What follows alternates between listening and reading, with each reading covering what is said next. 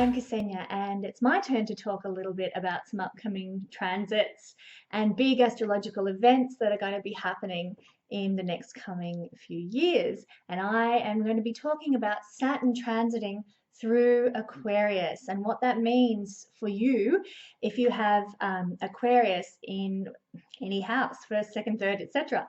We're going to talk about Saturn's transit through that house and what that's going to mean for you. Now, let's start with a few dates.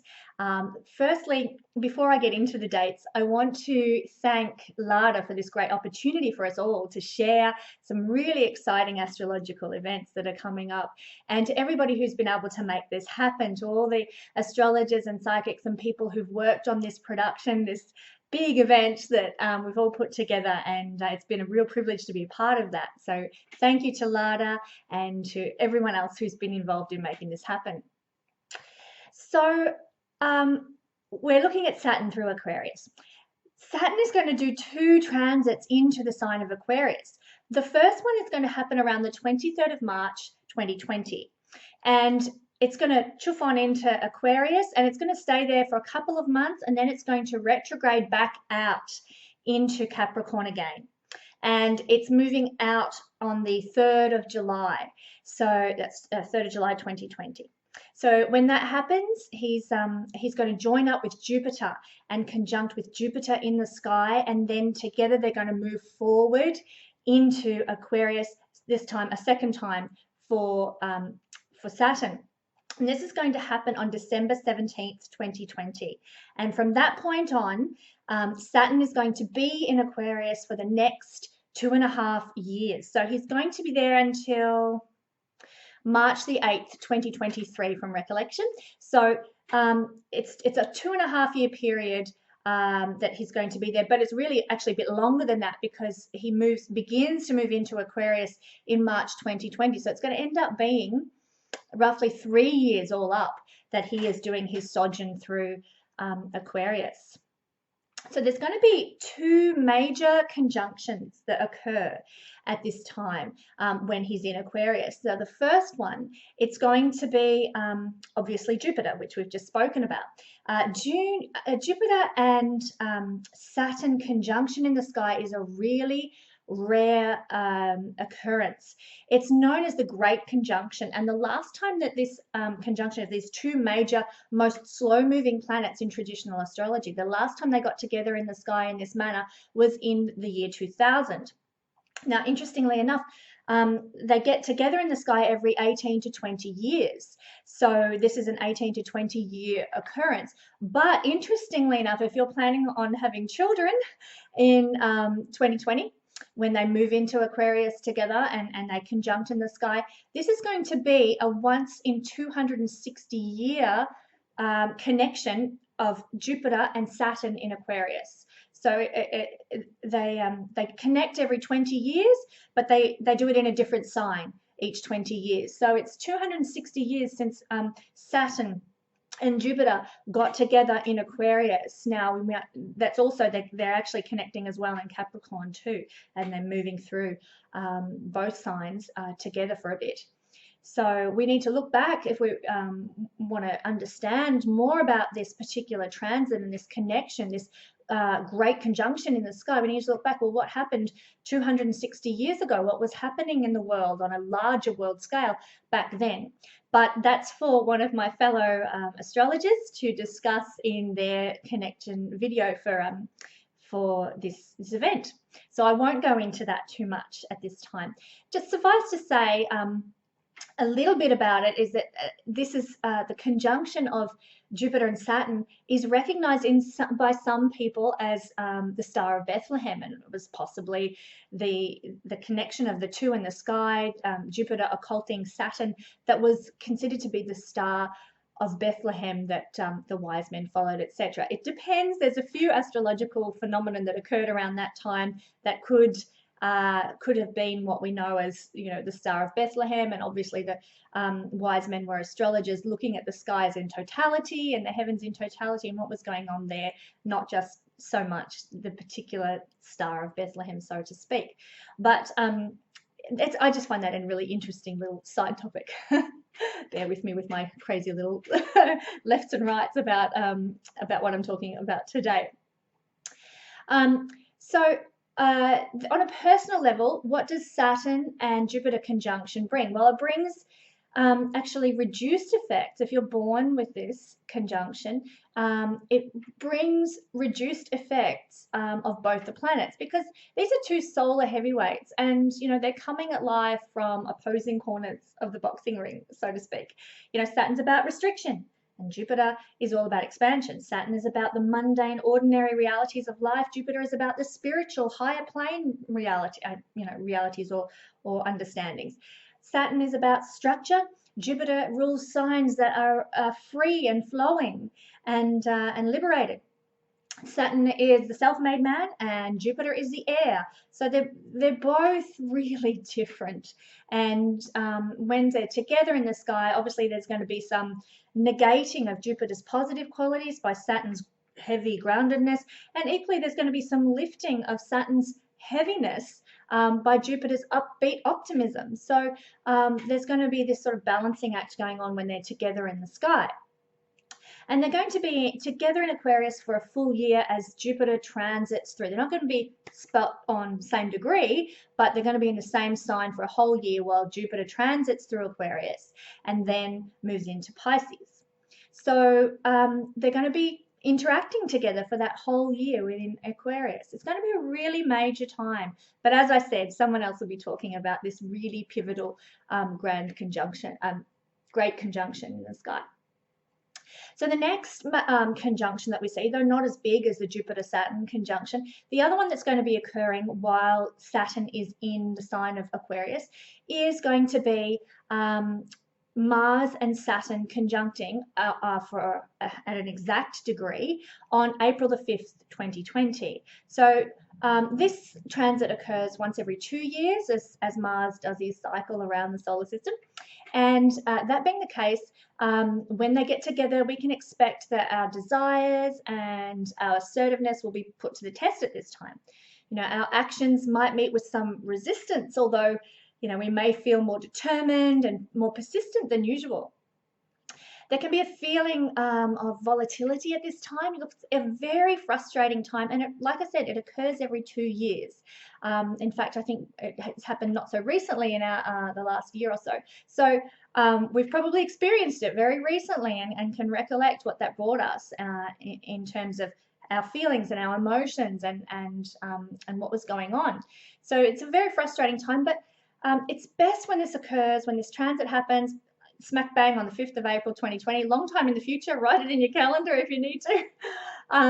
But remember to take life as it comes. It's best to maintain some distance and some objectivity and detachment as much as you possibly can from others and their actions towards you. Don't let yourself be too shaken up or disturbed or cranky or anything like that. Allow yourself to have some detachment from other people, but also yourself and your own urges, such as our more negative urges that might come to the fore with Mars energy, such as, I'm feeling like I need to get revenge, or I'm feeling angry and I'm feeling frustrated, and, take a very objective view of those energies at the time, and you'll do much better. So that is a general overview of Mars Saturn conjunction in Aquarius. So let's have a look at Saturn. What is Saturn all about, and what's he going to bring us when he moves through Aquarius for this 2.5 year period? Well, Aquarius is the 11th sign in the chart. Now, Saturn rules Aquarius and Capricorn. And in Vedic astrology, the 11th sign in the chart, which is Aquarius, represents the positive half of its orbit around the sun. Because in traditional Vedic astrology, each planet rules 2 signs, and one of the signs is considered a positive energy and one a negative. Now, when I say that, keep in mind the yin-yang element, where our shadow side, the darker and the lighter, both have value, both have something to contribute, are both equally important in our journey. And there's not one that's bad and not one that's good. They're both equal.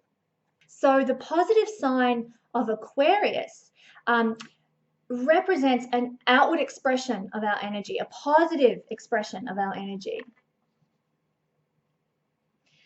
And as Saturn transits here, he's going to be increasing that positive energy, that outward expression of our energy. That's what this means. It's an outward expression of the Saturnian energy.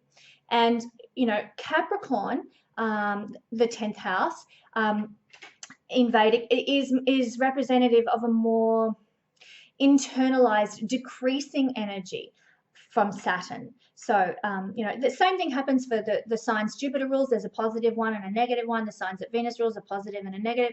It doesn't mean good and bad. It means different kinds of energies. And when Saturn is, when we're looking at the 10th house, Capricorn, ruled by Saturn, that is much more of the negative type, internalized energy, and Aquarius is much more externalized energy. I hope that makes sense. But moving along, Saturn in Aquarius brings, or in any sign for that matter, brings most astrologers, their clients. Look, he has a habit of making us sadder but wiser.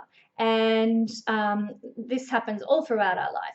So although growth, grounding, and wisdom are a big part of that picture, he's implicated in our most life-changing processes, our meatiest, our heaviest astrological influences. His ancient name is Kronos, and that's where we get the modern word chronology, which is a description of linear time. And it's all tied up with Saturn being known as the father of time.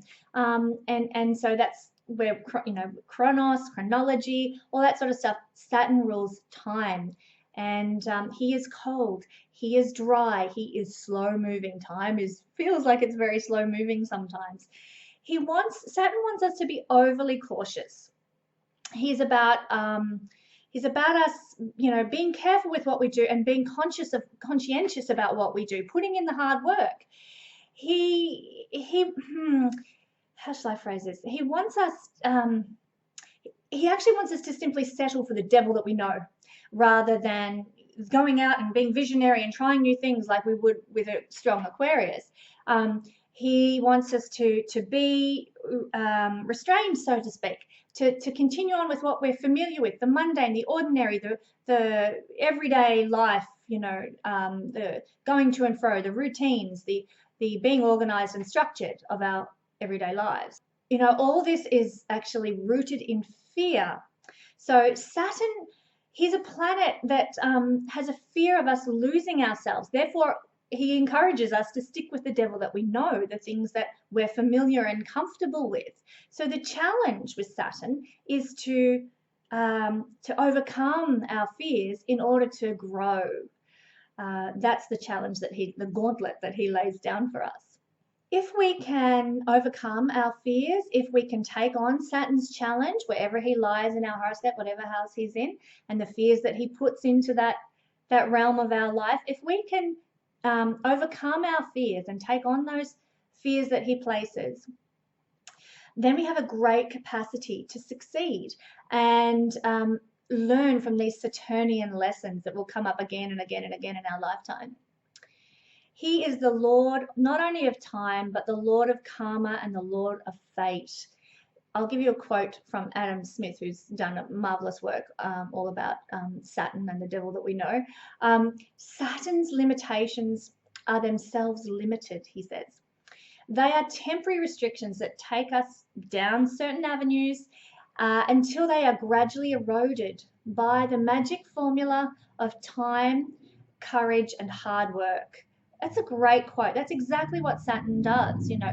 Gradually over with time and repetitive, you know, rehashing old lessons, old fears, old insecurities, old psychic boundaries that we put in place to protect ourselves. The more we readdress and readdress and readdress, the more with time and hard work and persistence, we overcome those fears and we graduate and move into success because of what Saturn has taught us. It's important to recognize that Saturn is not vindictive, but he is demanding. He requires obedience from us, but also offers eventual rewards for a job well done. Thank goodness.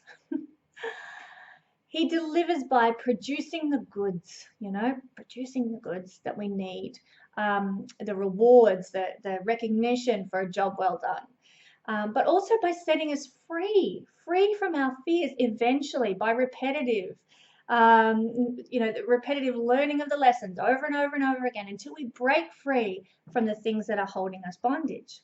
It's really interesting to note that ordinarily we don't readily accept any new ideas, any new way of being, any new belief system or structure unless we've learned it ourselves through the hard yakka of experience.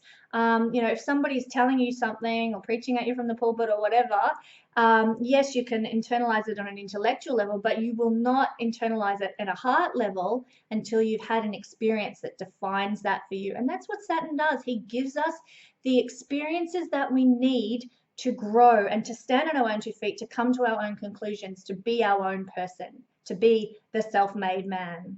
In a positive sense, Saturn gives us dignity. He gives us work, worldly wisdom, triumph over adversity. He can give that if we work well with his energy. He gives us perseverance, and he really gets things done. He's a hard worker, and he wants to leave a physical legacy. He is the archetype of maturity gained through experience and wisdom gained through experience. His transits can actually leave us a little bit cynical, a little bit opportunistic, and can give birth to even a hatred of what we fear. Wherever Saturn is in your natal chart is where seriousness and effort will be required in life to produce something. Paradoxically, this effort, this seriousness, this concentration can actually kill anything we love and any love we have for what we create in the realm where Saturn lies. Like, for example, if you've got Saturn in the 5th house, the effort and seriousness that you're going to have towards romance in your life may cause you to completely avoid romance altogether. It's just so much hard work. It's just so painful. So you just avoid it. Or Saturn can render you unable to produce, anything creative unless there's a stone cold guarantee that you're going to be the next Rembrandt or Beethoven. So he's so serious about what he does wherever he's placed in your natal chart. It must be perfect where Saturn is. He must have guarantees that it's going to be worth his while and that he's going to have success with this thing. If you've got Saturn in the 11th house, you'll be very serious in your approach to friendships, and that may create a source of angst for you, or your desire to help humanity will be curtailed unless you're 100% confident that you can establish the next Red Cross Foundation. You have this look, Saturn in a sign and house position indicate pursuit of excellence, and that can often feel very painful. And the strategies that we use to avoid perceived failure, ironically, they can end up being the very cause of our failure to realize our potential in that area. So he's a hard taskmaster, and the lessons to overcome the fear and the psychic protection that he puts in certain areas can be really tough, really tough. You know what? If we don't inwardly own our fears, Saturn brings them to reality from without. So he represents our battle for self-assurance. And interestingly enough, this self-assurance is the defining characteristic of any successful person. So if you want to be successful, you've got to work on Saturn lessons, gaining self-assurance in that particular house where he lies or sign where he lies for you. So this is just a brief overview of Saturn. Look, he is the planet of success. He is hard work, he is good timing, and fate and karma. And all those 3 things go into making, great success. His lessons come through effort and through stoicism. They come through acceptance. And look, the eventual reward of Saturn is enhanced freedom and mature growth, which is something that we all need. I think we could easily call Saturn the planet of potential. And in his mysterious way, it is as if he really does desire the best for us. We must not disappoint him, for he has really big plans for our lives. And if we cooperate and work with Saturn energy, There is a grand destiny for us to fulfill, a beautiful destiny, but his lessons are hard and require a lot of effort from us. So the sign Saturn's in is very important. And in this case, we're talking about the transit through Aquarius for 2.5 years.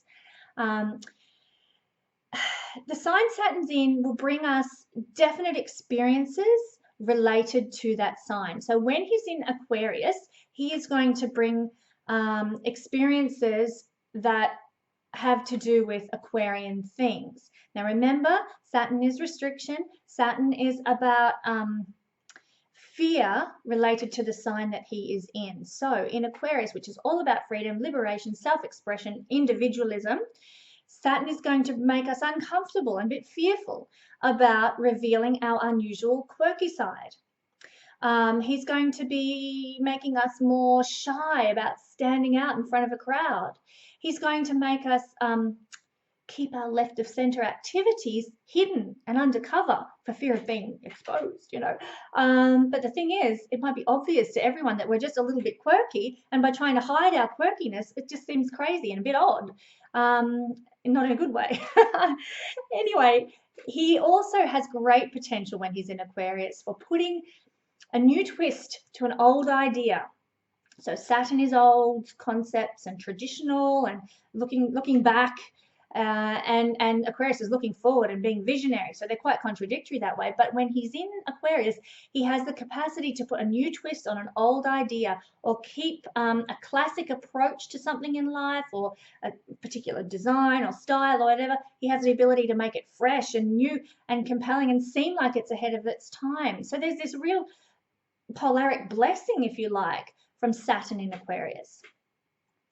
Also, Saturn in Aquarius can give a fear of seeming out of step, and this might hold us back. So, you know, we might feel like we're not fashionable enough, so we'll tend to, you know, hide back, when really we're probably at the cutting edge if we have a strong Aquarius. So Saturn, again, that fear element coming in, that restrictive, that keeping under control. He likes control, Saturn, even though it's not always wise to be that way. So, you know, a conformist approach will ironically make us look a little bit awkward.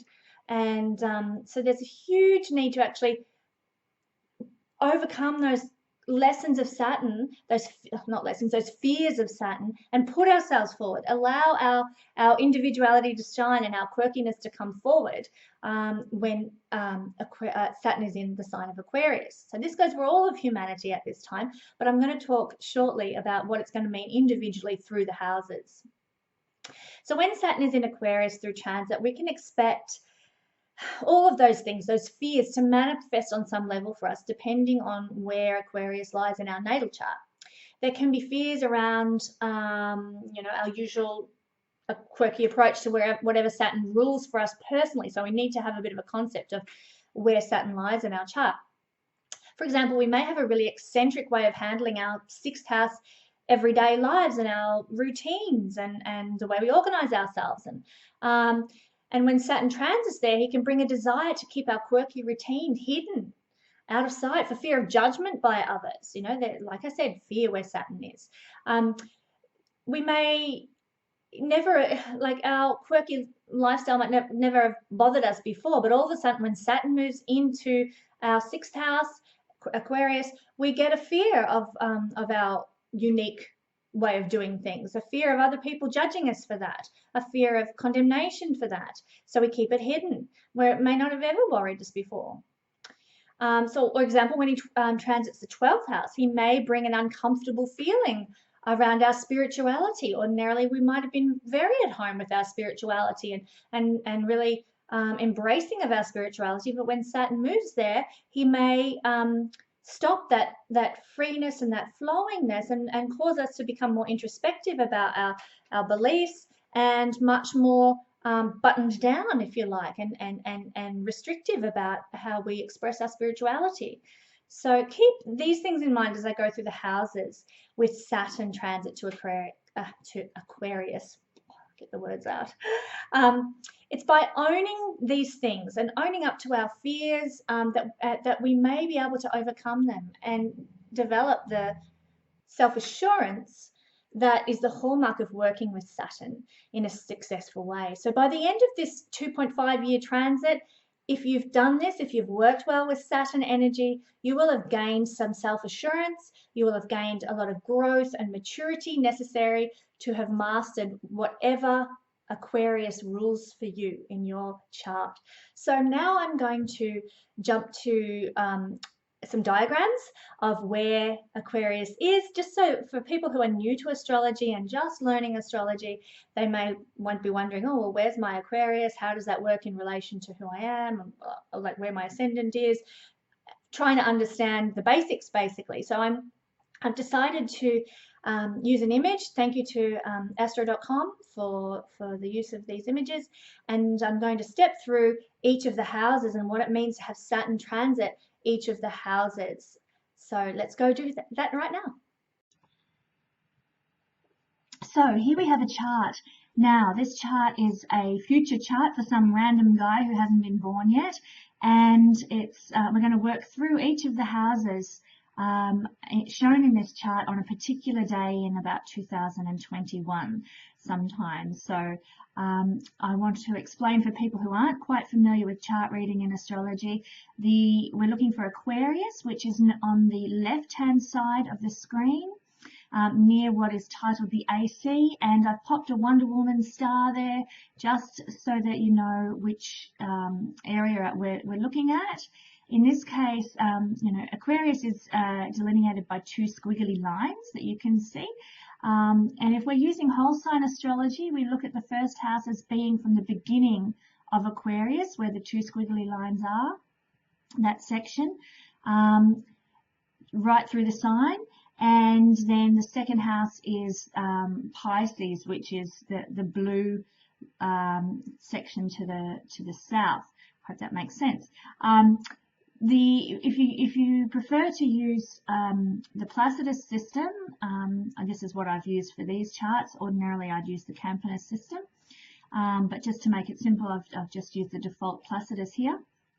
And you can see that the first house begins where the AC line is and runs through into Pisces. So that hopefully helps you understand, if you're not aware already, how the first house is delineated in a wheel chart. So I use whole sign astrology. I'll probably be referring to that throughout this talk. But as a note of interest, we're going to also progress through a particular day in 2021, and you'll note how the angles in the chart will change from midnight to midnight, basically. And we've started this chart with a lot of squares, and it's actually quite a challenging chart by the look of it. But by the end of the day, the angles will change somewhat and become a bit kinder. So that's just interesting to note. Timing, the time you're born, is just so vital to understanding a chart in its fullness.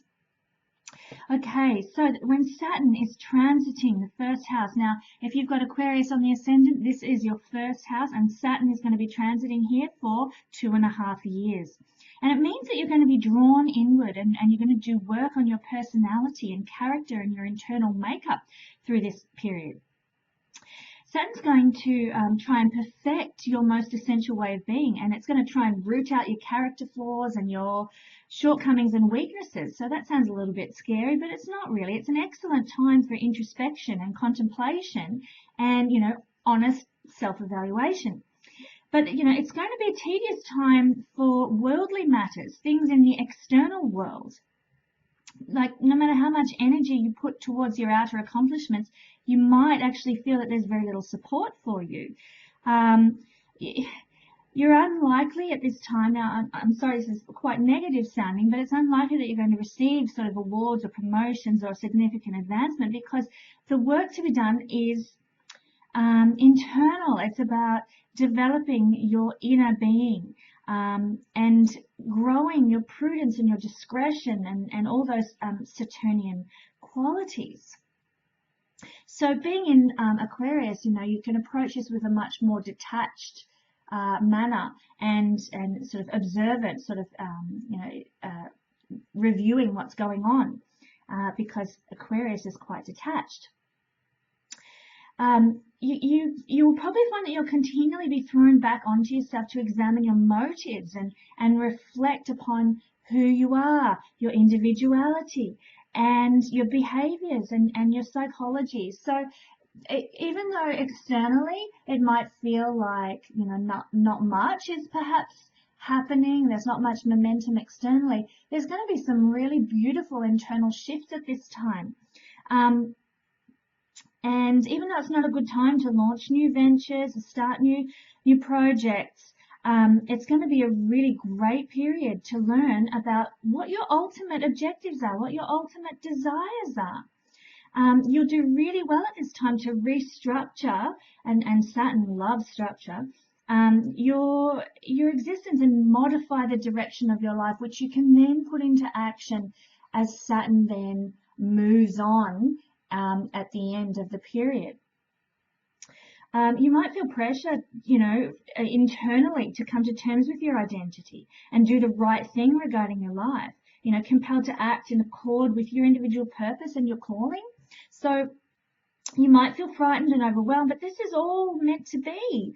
You know, you're in a great frame of mind when Saturn is in the first house to accept full responsibility for your destiny. It's a time of planning. It's a time of organizing and structuring who you are, which will then lead to what you actually want to achieve in the world in the next 30 years.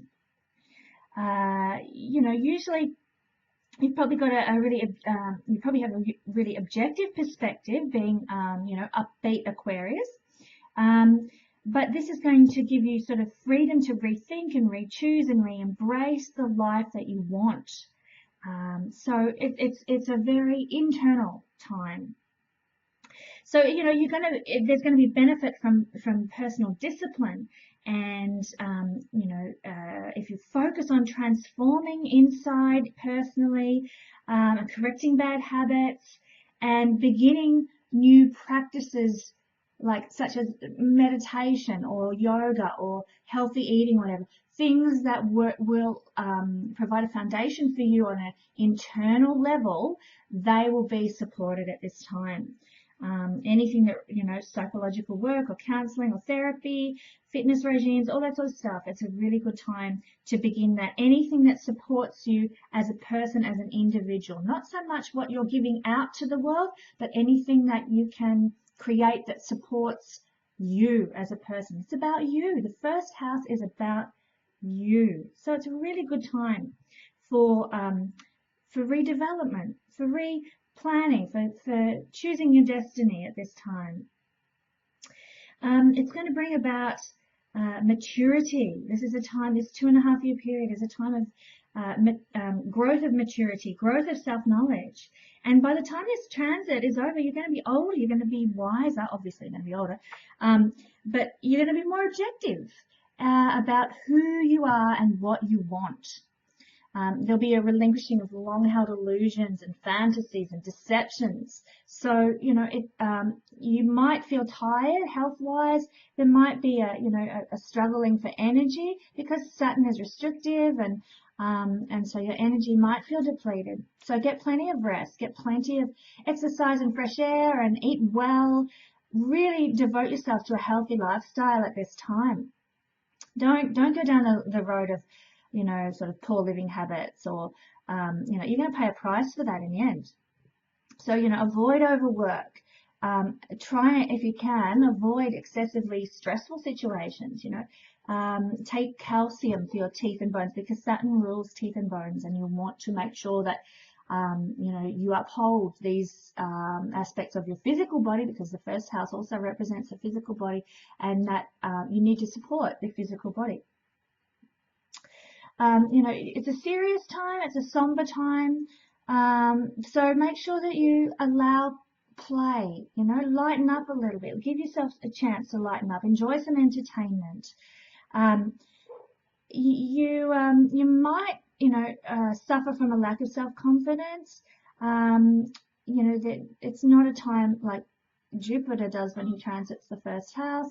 But in this case, you do also have Jupiter transiting the first house, which can sort of negate a lot of the intensity of Saturn. They kind of play off each other that way. But because Saturn's there, the luck that Jupiter would ordinarily bring is going to be limited a little. Equally, the heaviness of Saturn is going to be mitigated somewhat because Jupiter is there transiting the first house at the same time. So, you know, there's going to be a balancing act going on there.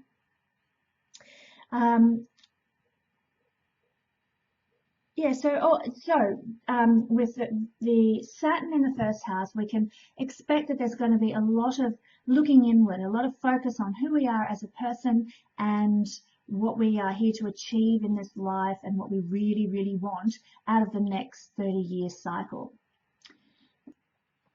Okay, so now we want to look at the second house. As you can see, Aquarius has moved down as the time progresses, so it's no longer on the ascendant or the first house. Now it is one house down, the second house, and in some schools of astrology, this is considered to support the first house. This is the house that provides the material world support for the body, which is the first house. So when Saturn is transiting this second house, the person's going to concentrate more on their wealth and their possessions and their sense of personal self-worth, because these are the things that support our personhood, our journey through life. Excuse me. You know, after Saturn's finished its passage through the first house, you know, the person who has Saturn in this placement, they have defined who they are, and they're now going to move on to examine what they're worth and you know what assets they've got to support them and what they deserve and what they feel that they need to support them in life. It's an intense period of pressure, and the last 2.5 years has been really, there's been so much inner work done, so much subconscious self-examination and self-analysis. So the difference now as we move into the second house is that while self-worth and deservedness are sensitive and intimate issues, you are now actually going to be much more outwardly directed. If you've got Saturn in the second house and you're, you know, Aquarius is your second house, you are, and Saturn's transiting here, you're going to be a much more outwardly directed person than you've been when he was transiting your ascendant over the previous 2.5 year period. You're going to be a bit more consumed now with financial pressures and requirements, focus on making money, meeting expenses and making ends meet, and collecting a share of material benefits. Now also Jupiter is here as well for 1 year out of this 2.5 year Saturn transit through Aquarius. So there's going to be an element of benefit, an element of luck, that's going to mitigate the heavier energies of Saturn, the restrictive energies of Saturn that he brings wherever he goes. So for 1 year out of this 2.5 year transit, you're going to be, you know, there's going to be some benefit to you, some blessing to you, but it's going to be sort of harmonized, if you like, or toned down a bit by Saturn's presence as well. You know, it's going to actually be a very practical time because Saturn is a very practical planet, and Taurus, sorry, not Taurus, the second house is a very practical house. You know, you'll probably find that you'll be quite engaged in a quest for financial security at this time. You know, you need to realize that there's a deeper significance to the pursuit of wealth. So, you know, don't just focus on the circumstances, but confront your confidence issues as well, because this is a time of evaluation of your self-worth. And, you know, if you can proceed with the wisdom Saturn brings, how can I manifest greater self-worth and honor my sense of worth and my value? There's possible income restrictions and financial pressures at this time, but this is going to help you to look deeply into your feelings and into your beliefs about who you are and what you can earn and what you can achieve, your value in this world and in an outer world sense. You know, you might tend to take more responsibility for creating a healthy sense of self-worth at this time, and that's really great, and that's what this transit through the second house in Aquarius is all about. Aquarius is individuality, and there's going to be a real questioning and a researching of your value in terms of your individuality. So don't neglect your material needs. I'm not saying that. This 2.5 years is there's a focus on that, but it's going to be a lot of hard work. Saturn brings hard work. You may suddenly find yourself struggling under the weight of income and bills and blah blah blah. You know, that mundane, everyday resources type life that we all must endure. So there's going to be a struggle at this time, but you can face the importance of money in a very practical sense, in a very grounded sense, in a very realistic sense. Saturn's going to bless you with that. Where Aquarius as a sign is very free, it's quite rebellious, it's very liberated. Being in the second house, this means that that's your approach to your resources and your approach to how you make money. Now's the time that things are going to be a little bit more restricted. It's going to be a little bit more disciplined. It's going to be a little bit more down to earth, and you've got to learn the value of receiving proper rewards for your efforts. And you know, this is a time of deciding exactly what part money plays in your priorities. So by the end of this transit, this 2.5 year period, you're going to realize that before you can actually enjoy any of the pleasures of the second house, you must first be able to meet your basic financial needs and, most importantly, feel good about yourself. This is a profoundly important transit.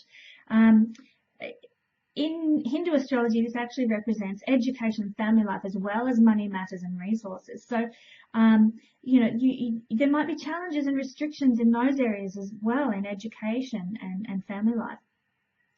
But keep in mind, this is about reining things in order to grow maturity, because that's what Saturn brings wherever he goes. So instead of that free Aquarius, rebellious, I'm going to do whatever I want and go wherever I want, I'm free and I'm going to use my resources how I choose, blah, blah, blah. Now's the time to rein that in and focus much more on developing self-worth, having a structure and a plan for the coming, 28 years, and really putting some practical discipline structures into place that's going to support you into the future.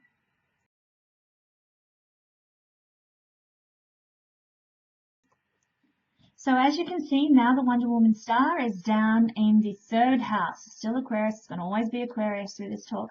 But this makes it 3 signs from the ascendant, which in this case is Sagittarius. So the person's going to be highly Sagittarian when they've got Aquarius in the 3rd house. What does this mean when we've got Aquarius in the 3rd house and when Saturn is transiting our 3rd house in the chart? It means you're going to delve deeply into knowledge, and you're going to try and learn all you can to better your existence, to better your understanding. It's a time of profound focus and concentration in school or, you know, any type of career or training that you're going to undertake. You're going to find that you're going to go really deep with your thinking and really profound and really serious. So we also at this time need to be really aware of depression and, you know, our somber attitude and how it's affecting us and the people around us, our intimate relationships and so forth as well. It's the way to do that actually is through investing in your amusements or, you know, your hobbies and some kind of entertainment, some kind of recreation that brings you joy, that brings you happiness, and that will lift your, you know, concentrated mental activity at this time, because there's going to be a heaviness in your mental approach to things. Now, although Saturn rules Aquarius, there's a lot of contradictory energies happening there, because usually Aquarius is, you know, it's a very thinking sign, very air sign, very in your head sign, and it's actually quite a light sign in many ways. So when Saturn is moving there, it's really and it's in your 3rd house, it's going to bring heavy mental energy to bear on you. So you've got to have strategies in place for that 2.5 year period to really buoy you up, to help you through. You know, there's going to be a real drive because Gemini rules the 3rd house, and it's an air sign just like Aquarius. So there's with an Aquarian 3rd house, you have this extra energy towards connecting with others, towards intellectual, stimulating relationships with others, because Gemini rules the third house. That's what it's all about. And Aquarius in the third house is just going to add more boost to that whole desire nature for intellectual connection with others, and particularly large groups. So with Saturn here, you may encounter, the obligations and responsibilities relating to your connection and relations with others, particularly with your siblings and your relatives. There's probably going to be a powerful need now, a really great drive to communicate with your friends and your peers and your loved ones. You're going to be compelled to sort of draw out all the truths and the knowledge and the understandings and your findings with anyone who'll listen. You're going to write more. There's going to be more exploration of blogs and journals and magazines and activities like this that probably won't flow with a great deal of spontaneity because of Saturn. But there's going to be a sense of urgency and importance and purpose. Remember, Saturn is so serious, and he brings a great deal of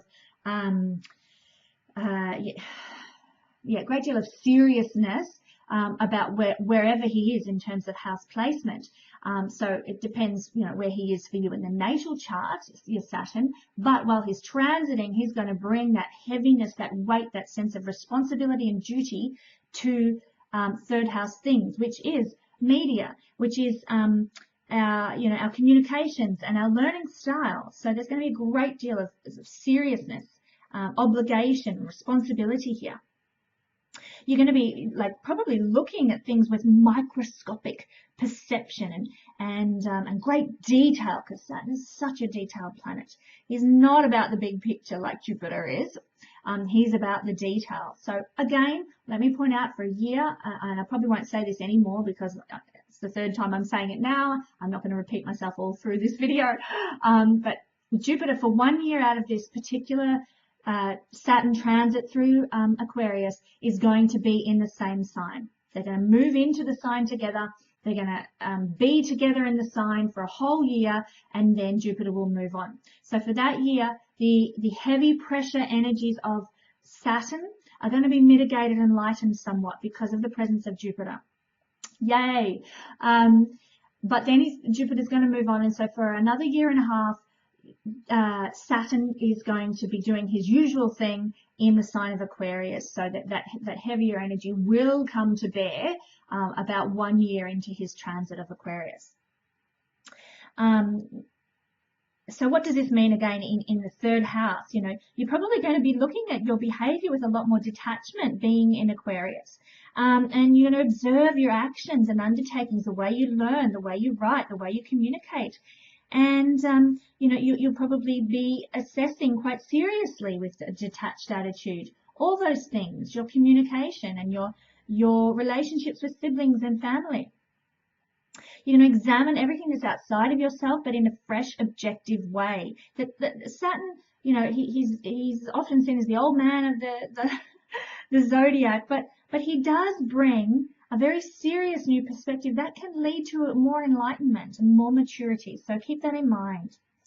Saturn, he's gone through, for you with a Sagittarius ascendant, he has gone through the first 2 houses of your birth chart by this time, and you have been being taught to handle the most important personal and private issues of your life. And now, when Saturn is moving into your third house, you're going to be ready to confront the world around you, and you can spend this 2.5 years determining what information, because the third house is information, what information you need in order to live successfully, and then you can educate yourself in those realms. So you've made your decisions about who you are and what you want in the first house. You've looked at your resources and your financial situation and your income and your sense of self-worth. Now's the time to put it into practice in the outer world context and start applying it in your learning and your communication and your intelligence.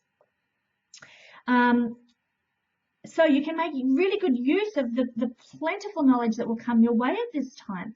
You'll be able to structure your ideas and opinions better than ever before. Educators and intellectuals and people who use their mind to earn a living, you know, there can be a sort of heavy burden by this transit because your mind will be becoming more strained with Saturn, but it's going to bring powerful insights and it's going to improve your cognitive power. It's the pressure cooker of Saturn. It does it that way. And it's going to really benefit you in years to come. So once you've got through this pressure cooker time, intellectually, you're going to cope so much better when things ease off. Health-wise, I want you to keep in mind that your lungs and your nervous system will be vulnerable at this time. And that's just something to be aware of. Now, there will also be a feeling of great responsibility towards your environment. Try not to worry. You know, it's hard not to sometimes, but you know, you focus on the minor details and the trivial matters and things, and you can get really intellectually, mentally caught up in that, particularly when you start looking at the world around you and just assessing in a detached way what's going on. It can really mentally bring you down. So be aware of that and work hard to counteract that by bringing joy into your life wherever you can and taking some pressure off in some way. By the time this transit finishes, you are going to have grasped, you know, really embraced, rather, not grasped, your need for precision, and you will have learned to think really, really well.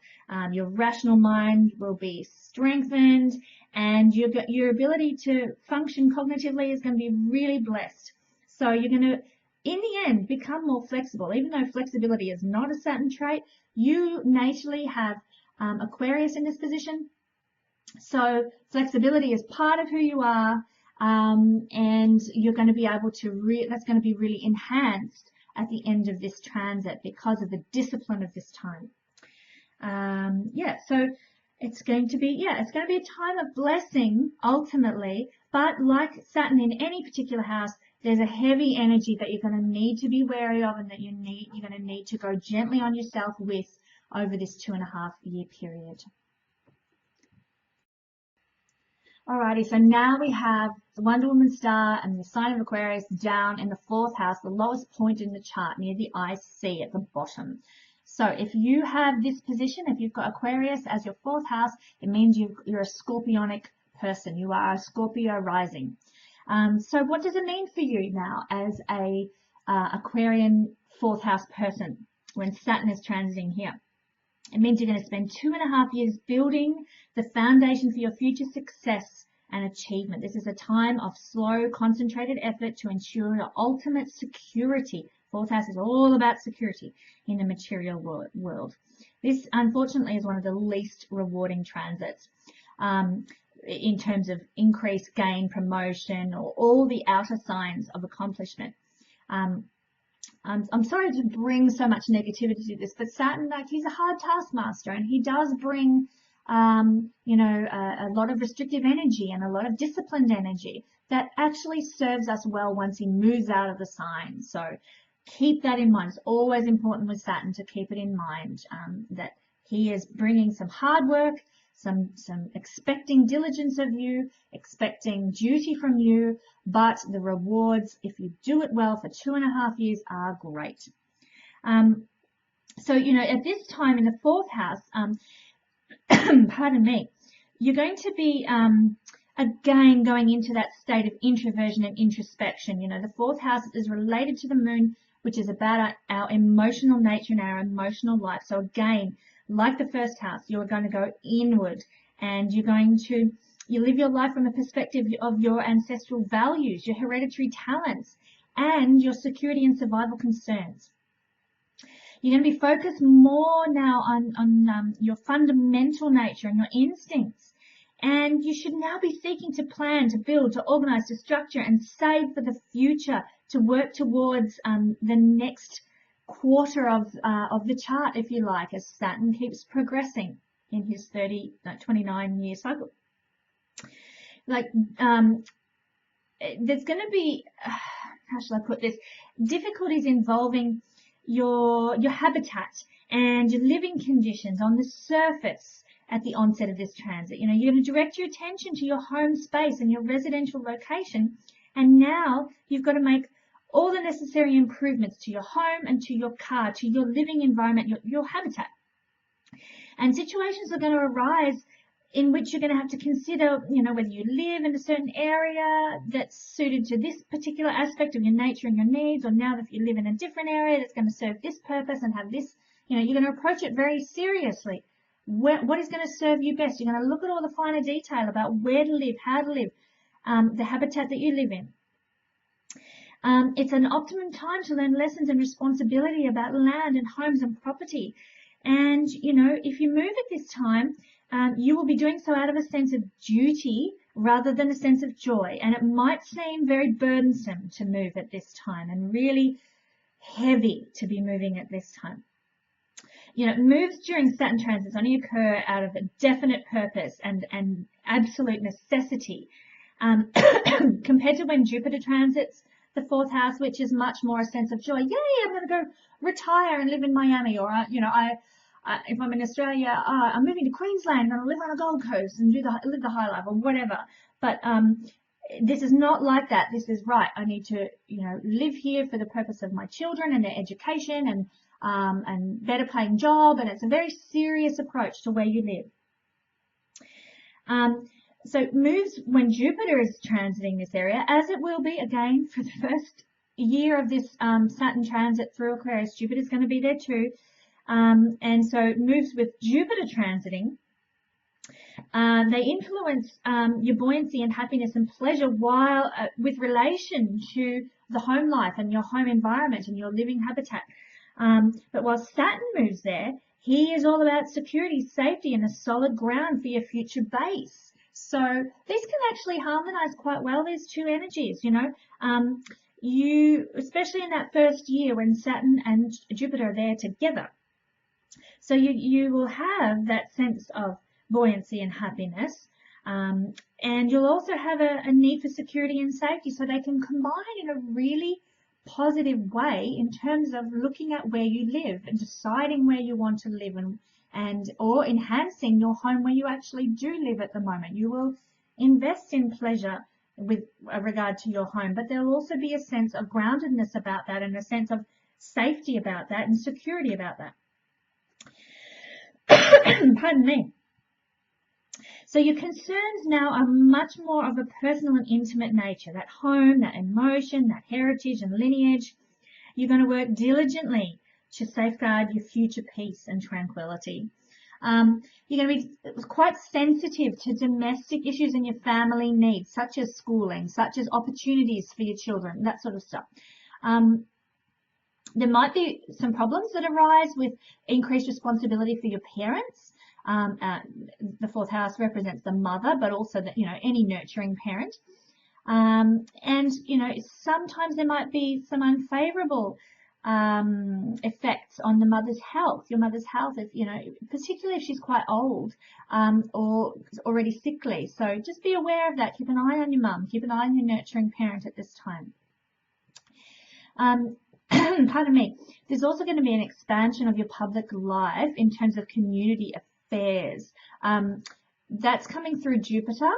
And then once Jupiter leaves Aquarius, that's going to be mitigated and Saturn is going to restrict those things. So your public life and your community affairs, they're not going to be favoured once Jupiter has moved on. So more than ever before, you need to access positive memories of your upbringing and your early childhood and use those to realize how your individuality related to Aquarius, your personality, your psyche have been shaped by your background. This is the introspection that you'll need to do. Everything that's been shaped by your personality, your background, your parents or your ancestors, and this will cause an awakening. And you can reflect and clarify and take responsibility for all that you have inherited, be that good or bad or whatever, and really hone in on those things and decide what you want to keep and what you want to purge. So that when you move into the fifth house, you have the ability to individualize, to be, when Saturn moves into the fifth house for you, you're going to be able to stand on your own 2 feet. This is a time of really assessing who you are, where you've come from, in the purposes of liberating yourself and becoming your own identity, becoming your own person. So it's going to be a really good time for transforming yourself at a very subtle core level, and it's going to produce lasting, tangible effects for you. So now you can see the Wonder Woman star is in the 5th sign from the ascendant. This makes it the 5th house. This is a remarkably important transit.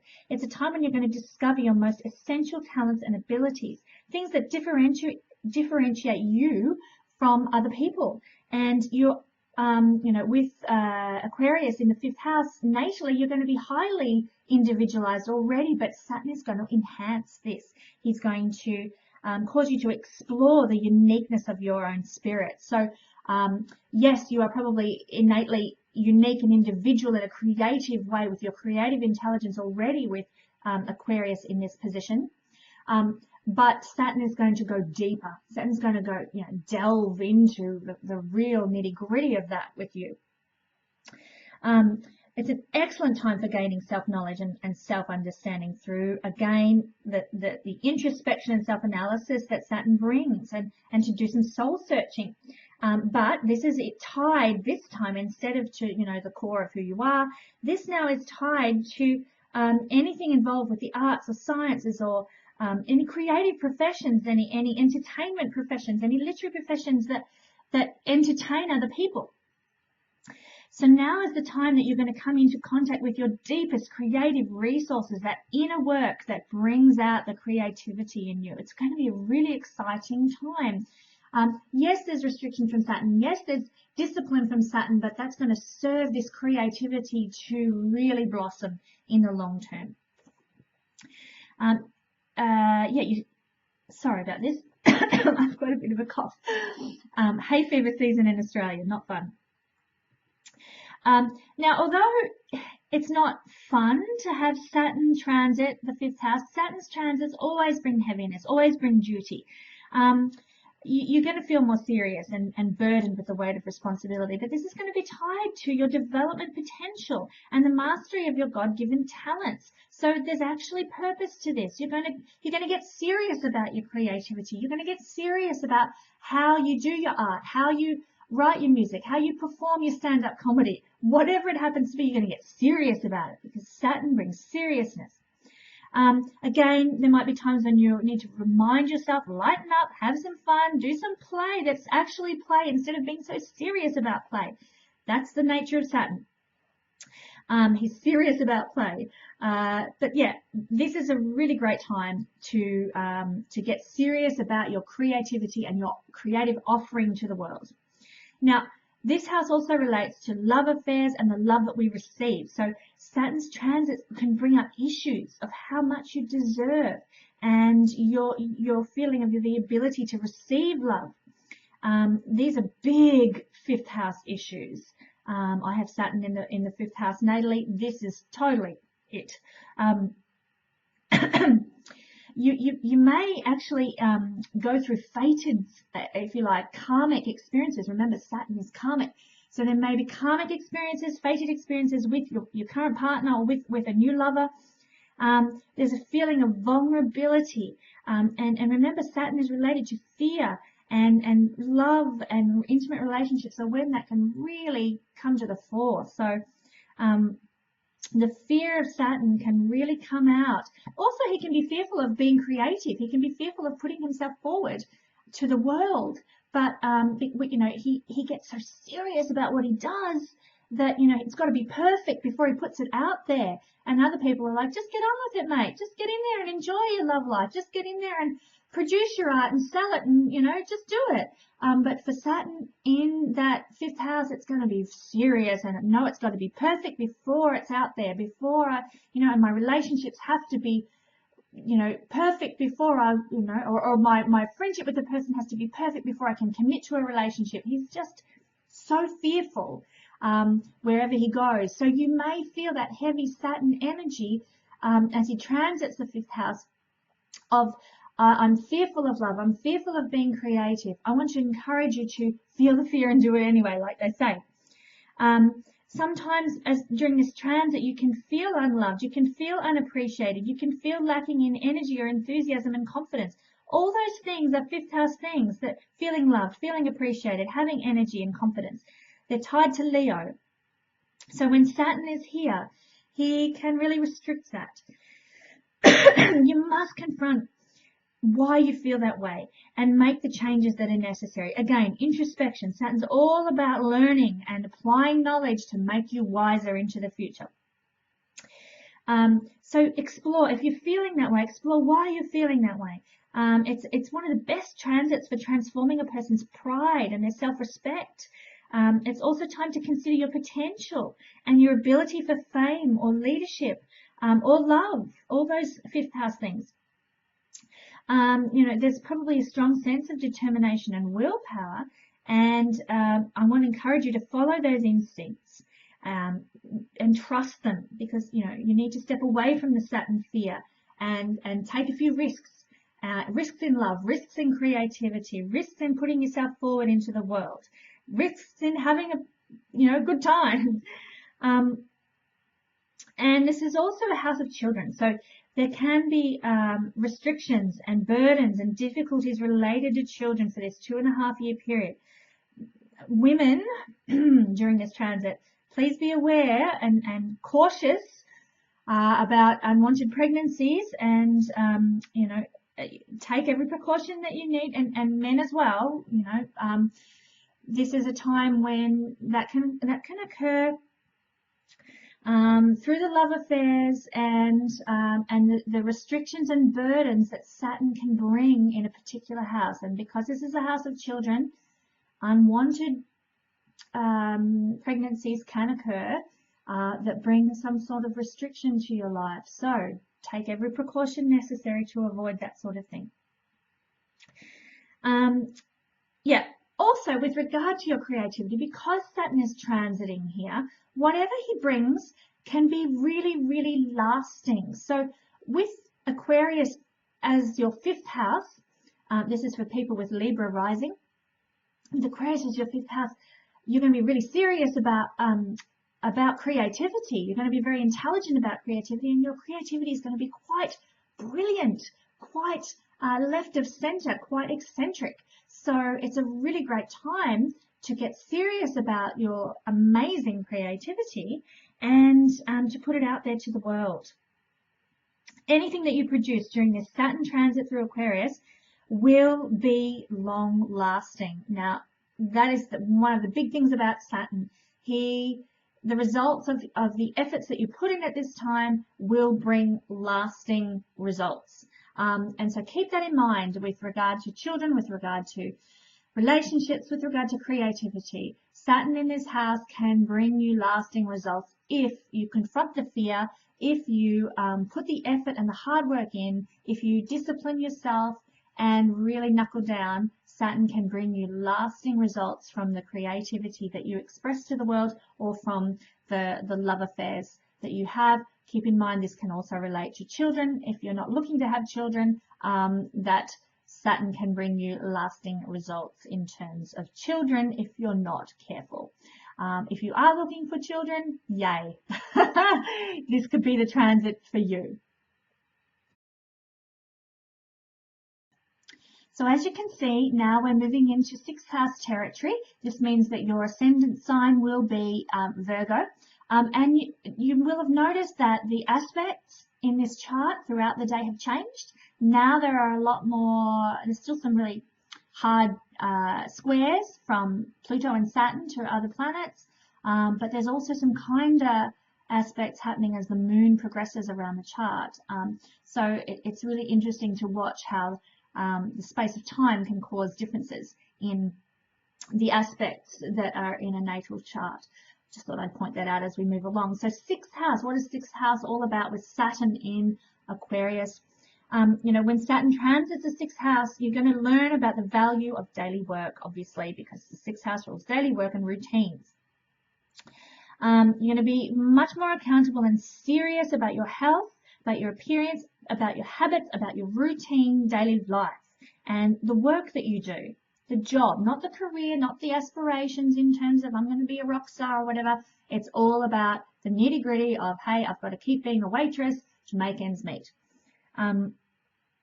There may be circumstances that arise with this transit that we're going to require you to work harder and longer and more diligently than at any time in the past 29 years since Saturn was last here.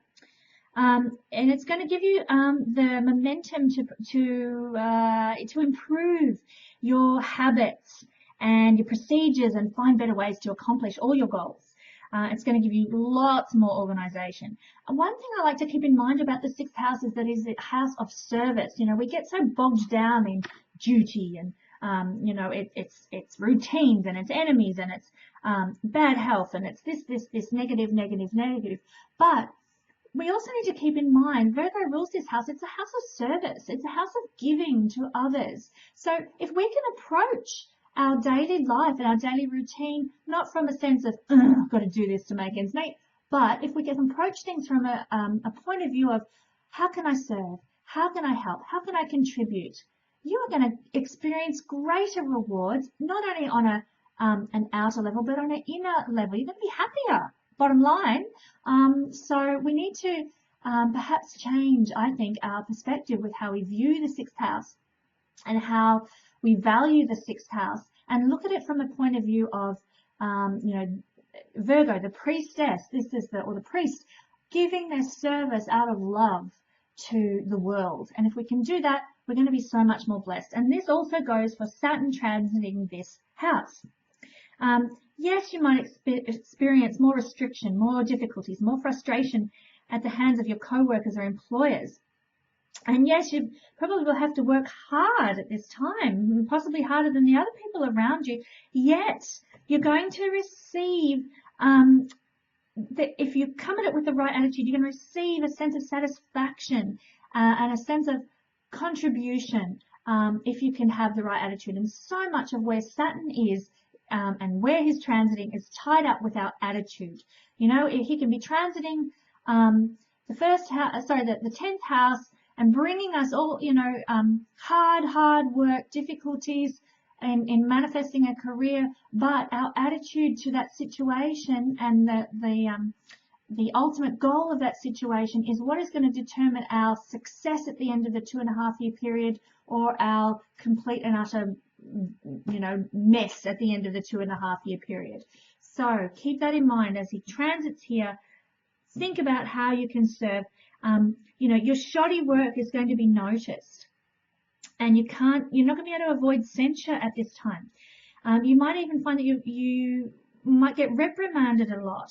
But if you can be conscientious, perceptive, and wise in the workplace, you know, coming at things with an attitude of service, you are going to be blessed at the end of the 2.5-year period. You will create a great foundation for your daily life, your routines, your health, and your activities at this time. So please keep that in mind. You know, you may actually get to a point where you decide to quit your job with this Saturn transit, because Saturn, wherever he goes, brings big changes. So you might think, oh, screw this, I'm out of here. I want to encourage you, if you do get to that point, look for a new job where you can serve. Look for a new job where you can, and by serve, I don't mean, you know, oh, here's your coffee, whatever. I mean, you know, maybe you could volunteer in an op shop, and then that then leads to something else for you down the track that brings you a lot of happiness. Maybe you could spend time in a hospital. Maybe you could, you know, serve in a much more creative way. Maybe you could start leaving, you know, beautiful little pictures all around town, that, you know, little bits of street art or whatever that bring quirkiness and joy and fun to people. And you'll be very good at doing that because you have Aquarius as your sixth house. You will approach things from a very genius, very eccentric, very left of center way. So let's look at work from that perspective, and let's look at work and daily routines and health from service and from uniqueness. And then you're going to find more joy and fulfillment ultimately. So, you know, choose, you know, or steer clear of monotonous, unstimulating work. But be aware that, you know, you're going to have to knuckle down at the same time and do the hard yards. And seriously look for better situations where you can serve, where you can contribute. Don't just go looking to try and avoid pressure and struggle, because wherever you go, Saturn's going to be there for the whole 2.5-year period. You know, you quit your job because it's just too much. I'm sorry, but the next job you go to is going to bring you the exact same circumstances, because Saturn is still going to be there for 2.5 years. What you need to be looking for, if you do decide to change your routine in such a mammoth way, to change your work situation, look for places to serve and to contribute your uniqueness, and you will cope better. You're going to become much more discriminating with this transit, and you're going to examine all your habits and all your rituals, and you may rapidly develop a strong sense of patience, actually, that's going to give you help and support to design your life more efficiently. You know, you're going to be focused in great detail on your health and your diet and your clothing. You know, it's a perfectionist sign. Saturn is a detailed planet. It's a perfectionist house. Saturn is a detailed planet. You're going to get really into the nitty-gritty here and do things brilliantly. But there may not be a great deal of reward externally for things that you do. You've got to find, this is why you've got to focus on service. This is why you've got to focus on contributing, because that's where your satisfaction is going to come through from with this big transit of change. Interestingly enough, you have Virgo on the ascendant, so these are going to be things that are familiar to you. These service, these contributions, this perfectionism, all this sort of stuff is going to be very Virgonian, very you. So it's not going to be difficult for you if you've got Aquarius in the 6th house. You know, you should definitely be aware of your health though at this time. So there may be some kind of chronic illness that arises, or some kind of, you know, demanding urgency in some kind of health related matter that may crop up. So keep your physical stamina up, take care of yourself, you know, go for walks, do things that are good for your soul, eat well, exercise, fresh air, all that sort of stuff. Really, really important at this time with Saturn transiting your 6th house. You know, you may actually also like to study medicine or healing, particularly with Aquarius here, alternative healing industries such as, you know, naturopathy or, you know, art therapy or, you know, lots of different things that are kind of a bit left of center that Aquarian 6th house people would be attracted to. This is a time for energy healing work, or to, you know, to research that or to receive from that. You know, you can go and get some energy healing done, and you know, it will bless you.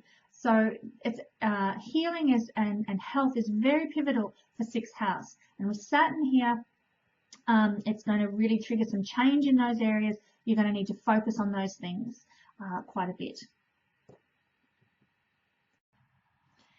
Okay, so now we are moving into 7th house territory. Now we are leaving the inner houses, the inner work behind. That's houses 1 through to 6, and we're starting to move in the territory of whatever is above the horizon for us when we're born. And that being the case, things become more visible and are a bit more outward focused rather than inward focused. So we all know, I mean, if we're familiar with astrology, that the 7th house is tied to relationships and all about our partnerships and relationships. And that can be business partnerships and it can be marriage partnerships as well. Any partnership that has some kind of commitment involved, some kind of dedication to one another. So not just, oh, you know, we're off for a date and it's a romance and it's fun, which is all 5th house. It's much more serious than that. 7th house is quite serious about relationships. So that being the case, Saturn here is going to bring everybody who's everyone who has everyone who has a Leo ascendant. Therefore, Saturn will be in their 7th house, and Aquarius is their 7th house. It's going to bring this people with this placement responsibility in terms of their love life. They're going to need to sort of step up and take some responsibility for their relationships. So this can be your marriage, it can be you know, your primary love relationship, and these are going to be the most important areas for your growth during the 2.5-year transit. Now remember, the first half of this transit for about a year, Jupiter is going to be there as well, so there are some positive energy. It's not going to be so heavy because Jupiter is going to buoy things for that first year as he also transits through Aquarius. But for the remaining year and a half that Saturn is there, when Jupiter moves on into Pisces, there's going to be, some heaviness in that area. There's going to be some need for structure to be in place with regard to your relationships. You're going to learn the full meaning of flexibility and how to compromise with your partner. You're going to need to define the relationship needs that you have, because that's part of identifying structure and establishing a structure is identifying what your needs are and identifying what you want. And this is going to be really emphasized during this 7th house transit. You're going to come to a realization of, am I happy in this current relationship that I'm in? Or do I want more? What is it that I need? Are my needs being fulfilled? All of your limitations and restrictions and imperfections regarding the nature of your heart and what you want, they're going to be laid bare, either by circumstances that you're in or by your partner, so that you now have this opportunity to improve your behavior. You're going to probably become quite objective about your shortcomings in regard to relationships, and you're going to be more than willing to mend your ways. So there's going to be real chance to expand yourself in terms of relationship, which is not particularly in that first year of the transit, because Jupiter will be there expanding things as well. But Saturn's style is not usually expansion. However, there's going to be this deep sense of responsibility toward your partner and your relationships that's going to end up in the long run being quite expansive for you. One of the other reasons why this is a positive, almost expansive time for Saturn to be transiting your 7th house is because in Vedic astrology, Saturn has its most powerful directional strength in the 7th house, which means he functions really well in the 7th house. He likes the 7th house. He is powerful in the 7th house. So for Leo ascendants at this time, this is going to be really great for you in terms of partnership as Saturn transits your 7th house. It's an unequivocal time for commitment or recommitment to your partner. If, for example, you're involved in an easygoing sort of non-committed relationship, you may now get the impetus to actually settle down with it and become more serious with it, and deepen your involvement with one another, or alternatively say, can't do this anymore, can't do this, I need something more than this. So it's going to be that real pivotal time. You're going to be very clear about what you want in a domestic and practical sense at this time. And if you're in a hopeless situation with no, harmonious future in sight, you're going to be very aware of that, and you'll put an end to things. So I don't mean to scare anyone by that, but these things happen when Saturn ends something. It's for our higher good, and it will happen because you'll be in a hopeless relationship that's not satisfying, that's not going anywhere, that's not filling your needs. That will be the impetus for you to end a relationship as Saturn transits your 7th house. If everything is wonderful, then you're gonna really go into that that zone of, well, how can we make this better? How can we work together? How can we build this relationship to even greater heights? So both outcomes are possible with a Saturn transit to the 7th house, but what Saturn's going to do there is going to bring you an awareness about whether, hey, I'm in a shit relationship, or hey, I'm in a fabulous relationship, and you're going to work on it either way. So Saturn, he's the planet of karma, and he's going to transit the 7th house. You are going to be forced to confront whatever lessons are now needed in the area of love. Some people, they experience a time of few or no love opportunities, and then there's this feeling of profound loneliness. And those such effects, they can be the consequence of, negative actions from your past lifetimes. This isn't actually usually the case. More often than not, you're being pressured to take responsibility for creating love by socializing, or else you suffer the consequences of this self-induced isolation. So during this transit, other people may find that, or some people, not everybody, may find that they're quite suited to the single life.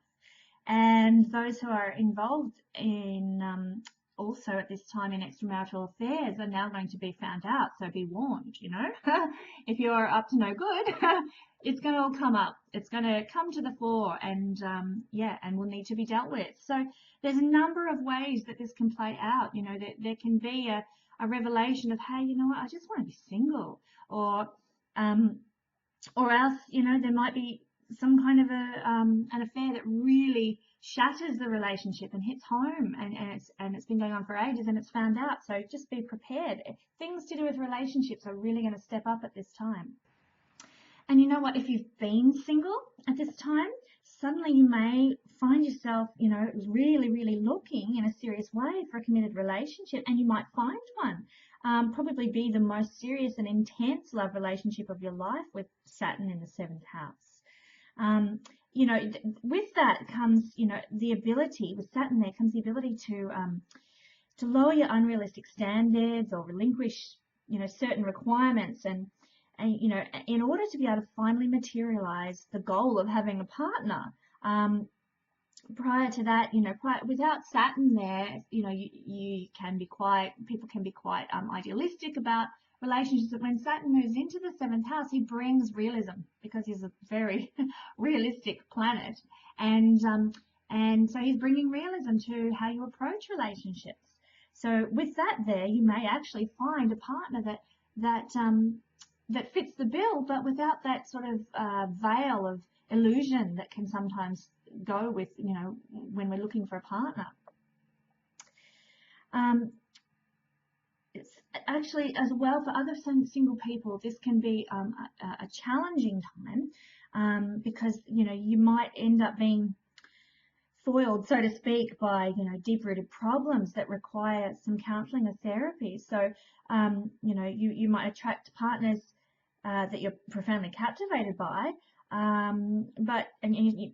certain you found your soulmate and you're destined to marry them, but unfortunately, the partner is, ultimately unsuitable, and sort of has come into your life to reveal your inadequacies in the realm of love, and to help refine you, and take you a step up in terms of relationships, so that the relationship may not last because of that.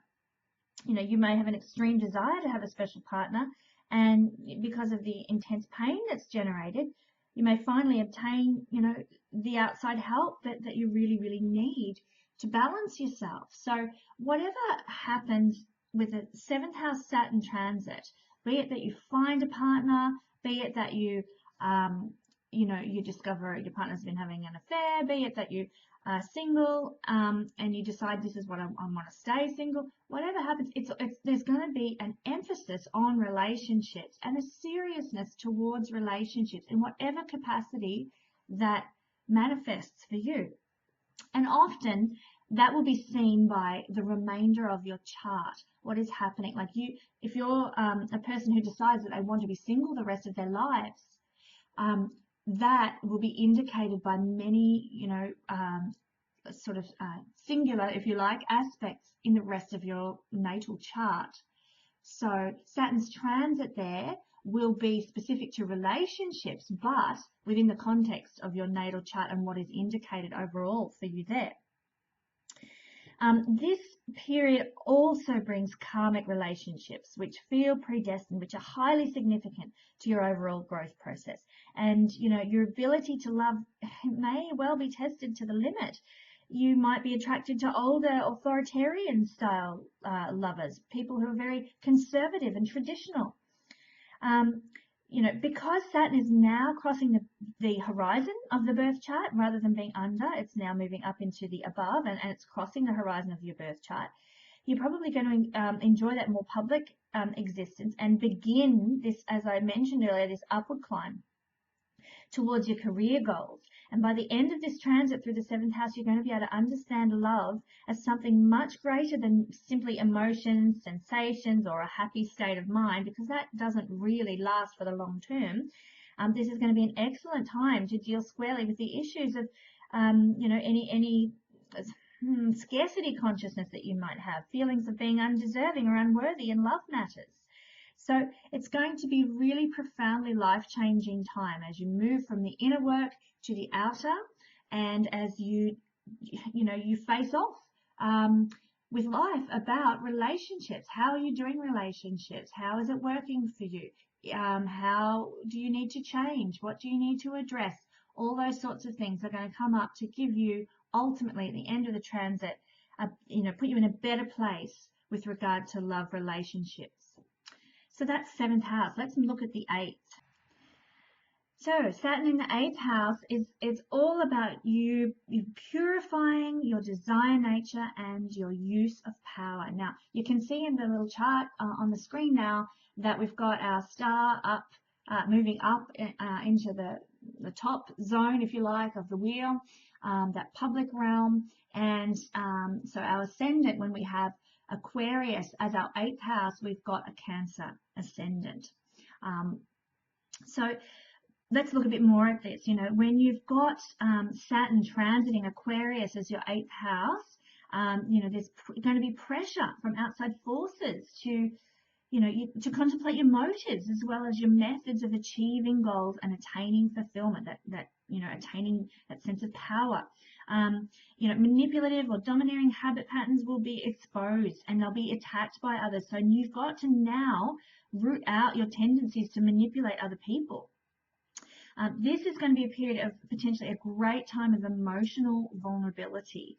You're going to be extra sensitive to criticism. You're going to feel compelled to correct any compulsive or obsessive features of your character that are founded upon, your deep attachments and your unconscious desires. This 2.5 years is going to bring significant psychological pain, I'm sorry to say, but depending on how willing you are to deal with your trust and control issues, if you're bringing all the deep, dark corners of who you are out into the light, sharing them with your friends, and working on that psychological issues and bringing them out into the light, the transit for you is going to be so much easier than people who keeping their secrets hidden and not confronting the psychological pain or wounding that they may have.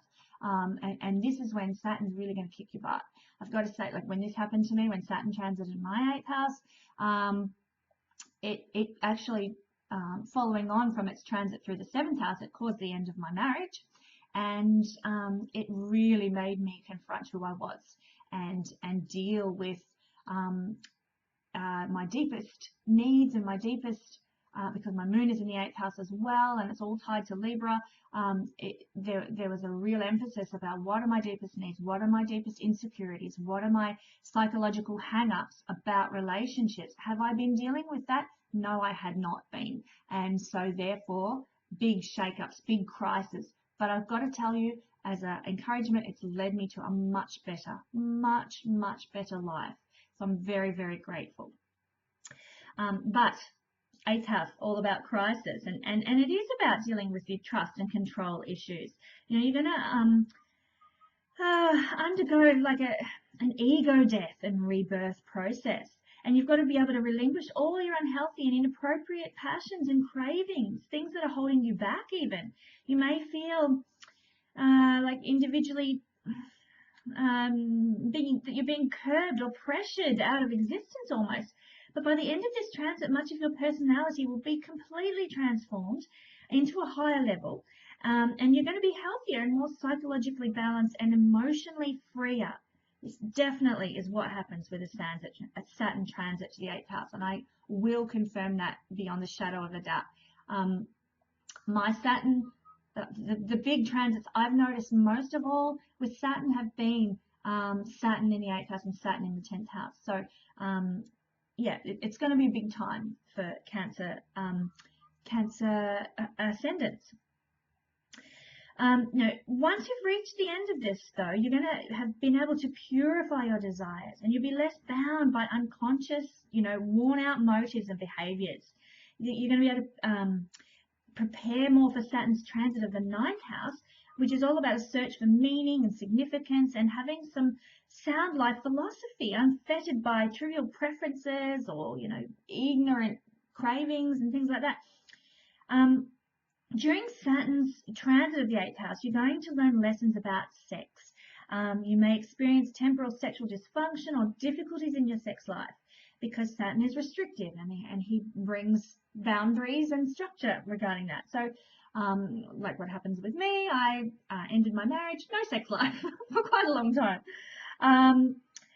And so it can be something as simple as that, that change happens in your life that causes, restrictions around your sexual life.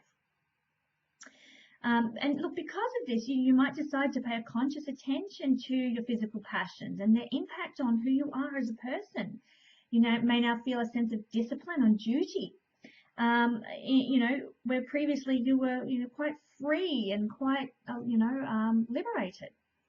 You may wish to investigate fields of, sexuality and as well as examine your own bodily abilities. There's more, how shall I put this? You're more aware more than ever of the power of sex. So, it doesn't necessarily increase your craving or desire for it. In fact, that Saturn restricts that. But it means you evaluate it, because there's so much evaluation that goes wherever Saturn is. You're going to be more aware of the power of sex and conscious of the effects of your sexual activities on you as a person, on your soul, as well as on others. So during this period, you may actually be celibate, as I was, or at least, very deliberate, very conscious, very serious about your use of your sexuality. You're going to realize the potential energy drain that sexual carelessness and misconduct can bring. If you're involved in a physically unsatisfying relationship or marriage, sexual matters are going to worsen at this time until you address this issue and make some adjustments. So it's going to be a big theme, and this flows from the 7th house, which is all about intimate partnerships. And so you've evaluated that, you've come to a conclusion with that, you've made your decisions about your relationships and how you do relationships. Now you're going to address how you do sexuality. So for this 2.5 years, you're going to actually feel also a lot of how mortal you are, how finite life is, because it's a house that represents endings, death in some regards. The issues of death and the afterlife will suddenly become important for you. You're going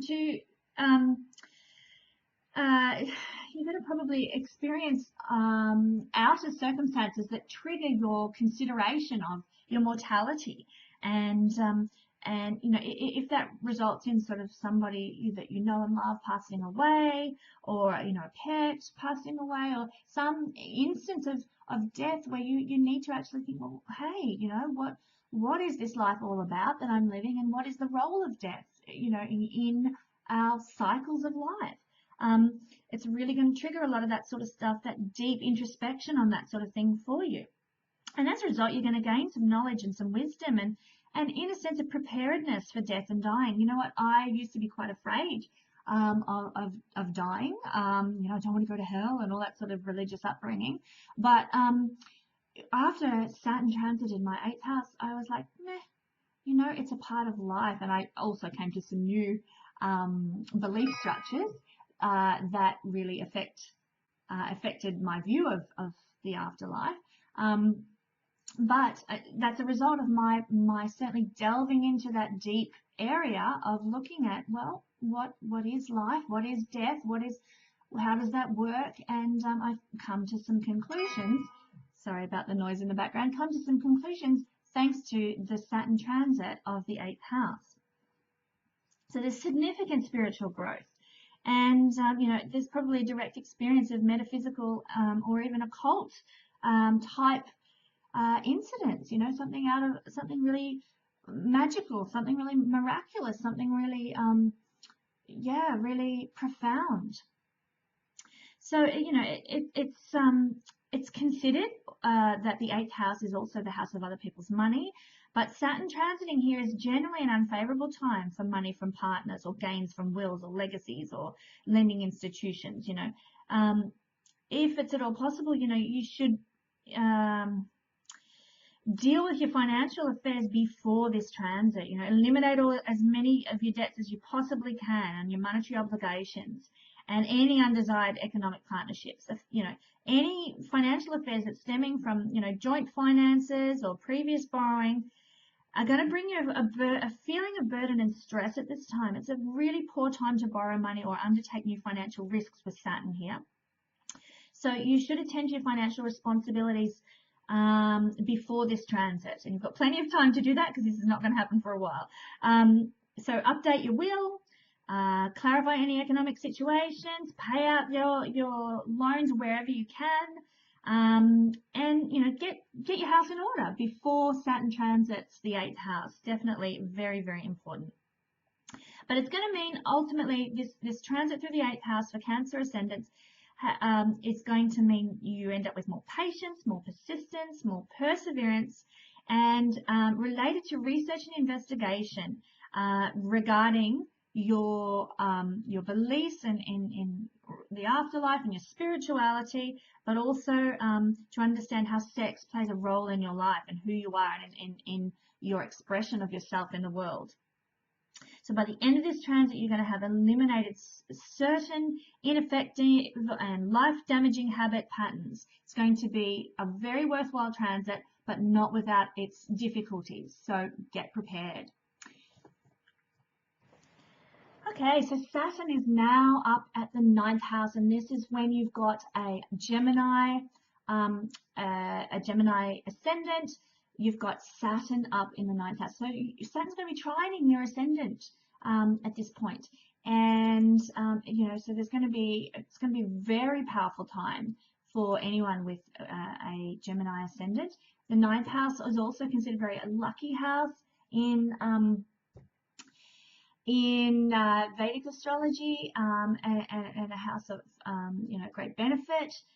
Jupiter rules the 9th house. So this is going to be really interesting times because you've got Jupiter there, Jupiter in the 9th house, trining your ascendant for the first year of Saturn's transit through there. So there is opportunity for great benefit with that. It's going to be sort of disciplined, if you like, by Saturn being there though, which is rather unfortunate. It's not going to be Jupiter's not going to be as powerful as he may otherwise be if he was there on his own. So let's take a look at what it means when Saturn is moving through the 9th house, and when particularly the year and a half after Jupiter has moved out of Aquarius, what it's going to mean when Saturn is at his most powerful in the 9th house. It's going to mean that you're going to search for the meaning of life. This is a house that's all about higher learning and gurus and teachers and sort of lifting our knowledge, if you like, and our understanding to higher realms. You're going to try and understand the significance of your existence and discover where you fit into the larger scheme of things. You're going to spend this time defining your beliefs and your values and your morals.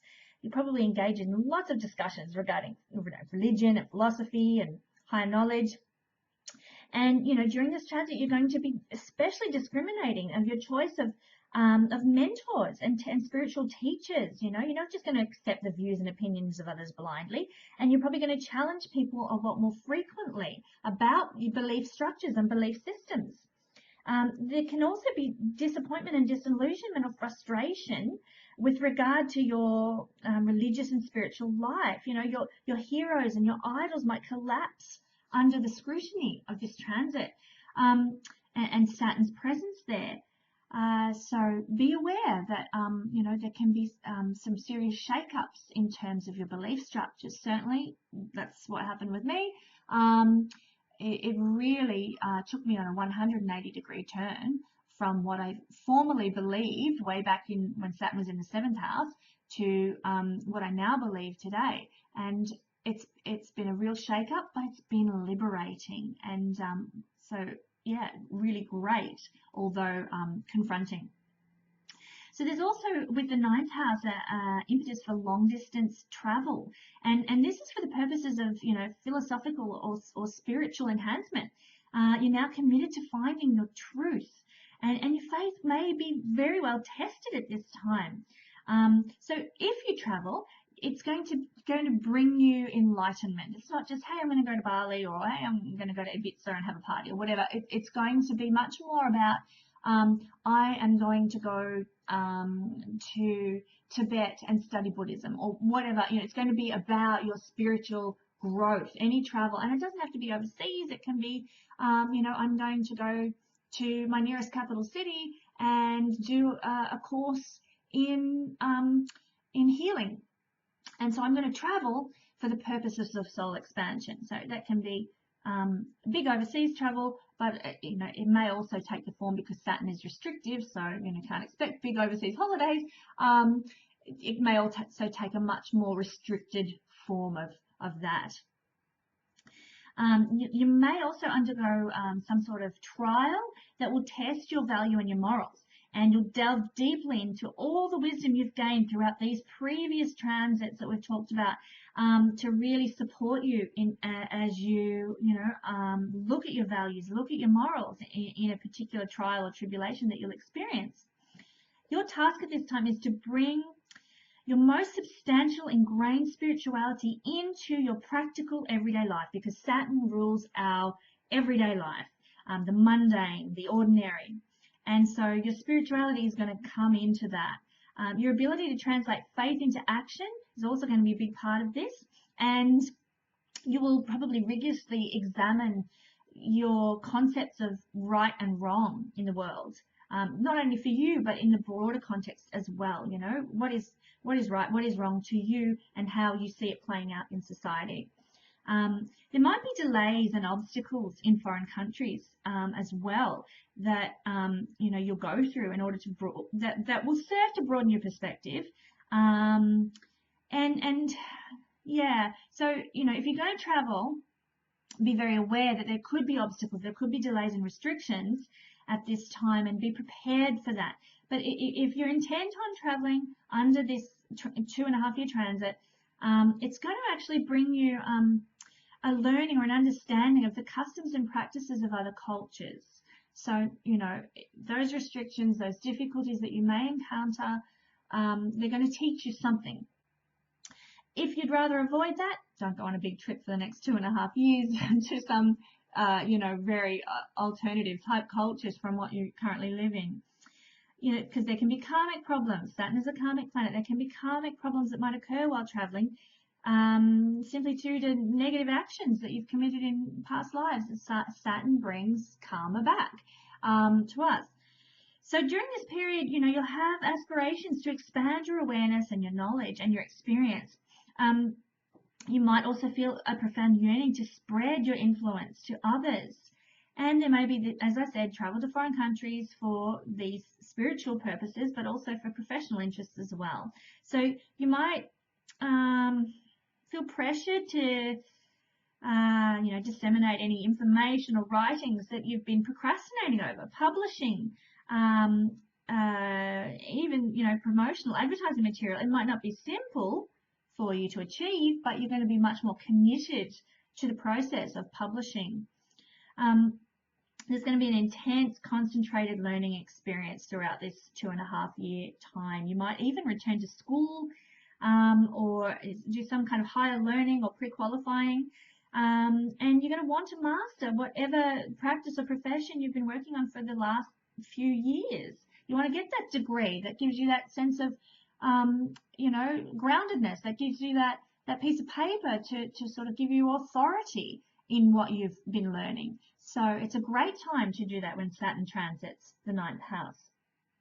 You know, Saturn's all about discovering the most realistic and practical methods for your work and your beliefs and your philosophy. So this is a great opportunity to perfect your abilities and your expertise and put them into fruitful action. Because the 9th house is preparing you for Saturn's transit into the 10th house, which is coming up next. and all about gaining your professional authority and reputation and prestige. So the good work that you put in now to develop that area in the 9th house with a higher learning or getting a certificate or some kind of degree, it's going to serve you as Saturn moves into the 10th house, which we'll talk about now. So when Saturn is in the 10th house, we've got Taurus on the ascendant. So if you're a Taurus ascendant person, this is the house that he's going to be transiting for you.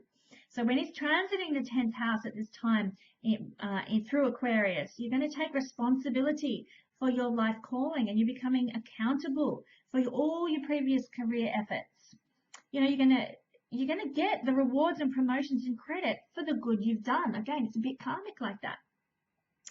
Also, though, you will get the criticism or the demotions or the condemnation for the ineffective work that you've done, or the damage that you've done to your career opportunities. So keep that in mind. Whatever you put in the next few years leading up to Saturn's transit through Aquarius, it's going to really affect you, particularly Taurus on the ascendant. It's going to be very, very powerful for you. So if you've got Taurus ascendant, put in the effort now.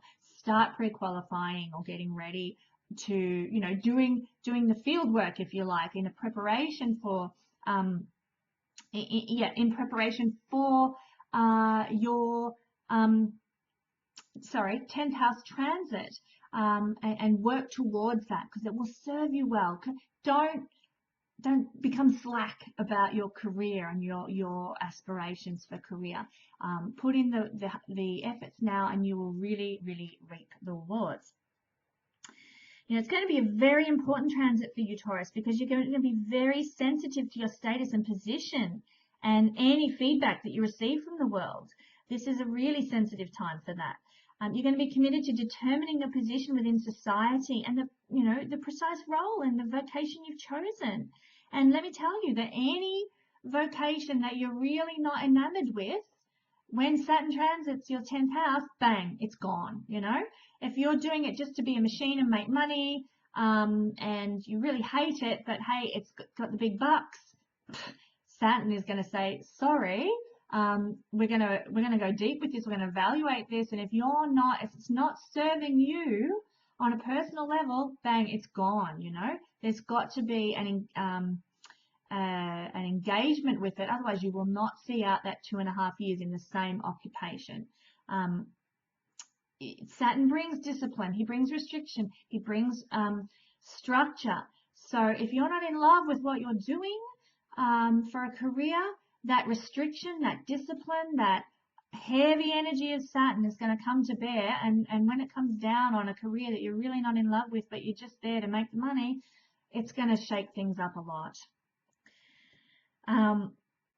You're going to be able to see your career performance and your career happiness, if you like, as well, more realistically than ever. You know, if you've been living under any delusions or misconceptions about your prowess in the industry that you're in, you're going to come face to face with the truth of the matter. It's really important to note that you do not necessarily reap, you know, huge praise or huge rejections. In many cases, it will,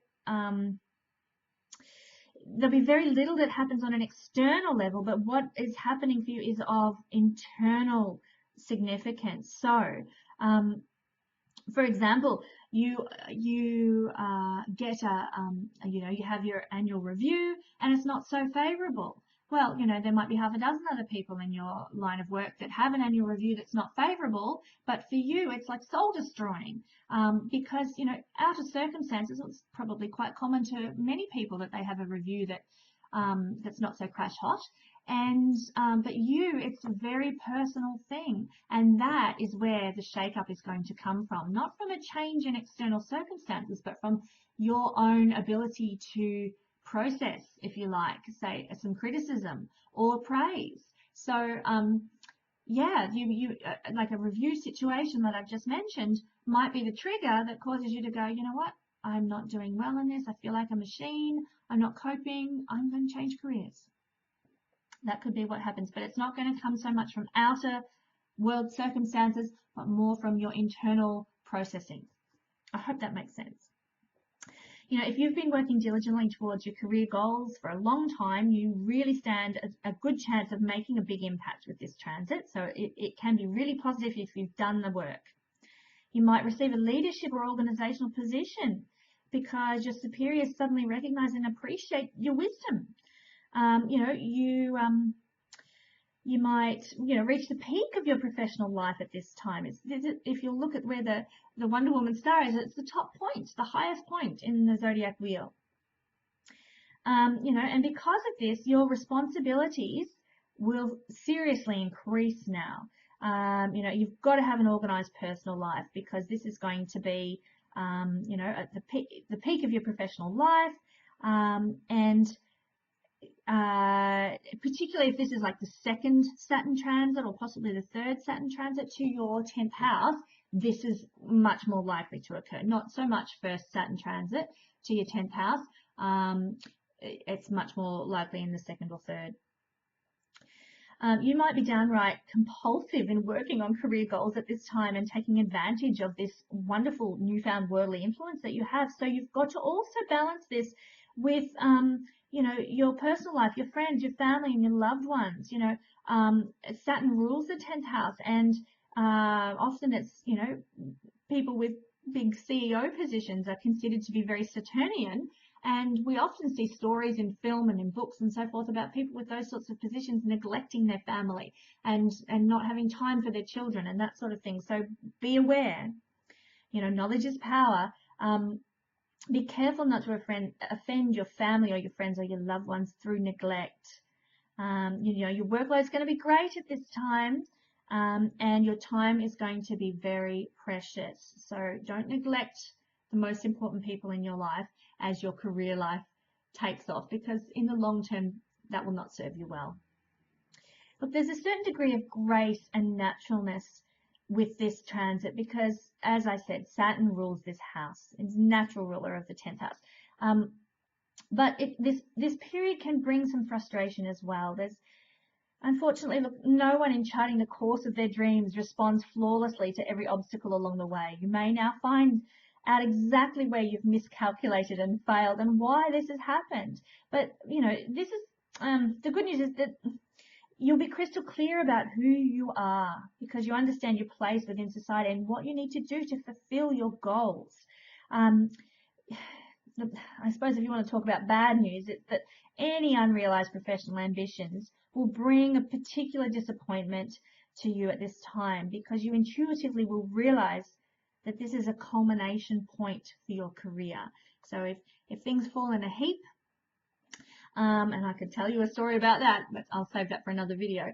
If things fall in a heap career-wise for you, it may indicate that, you know, that the work you've done hasn't been sufficient, or it may indicate that this was never your destiny in the first place. You know, that you've been barking up the wrong tree in terms of career. You know, you might be a nurse and it's just not, your heart's not in it, and you wish you'd gone and done a graphic design degree instead, you know. So this is really going to come out when Saturn transits the 10th house in Aquarius for you Taurian people at this time.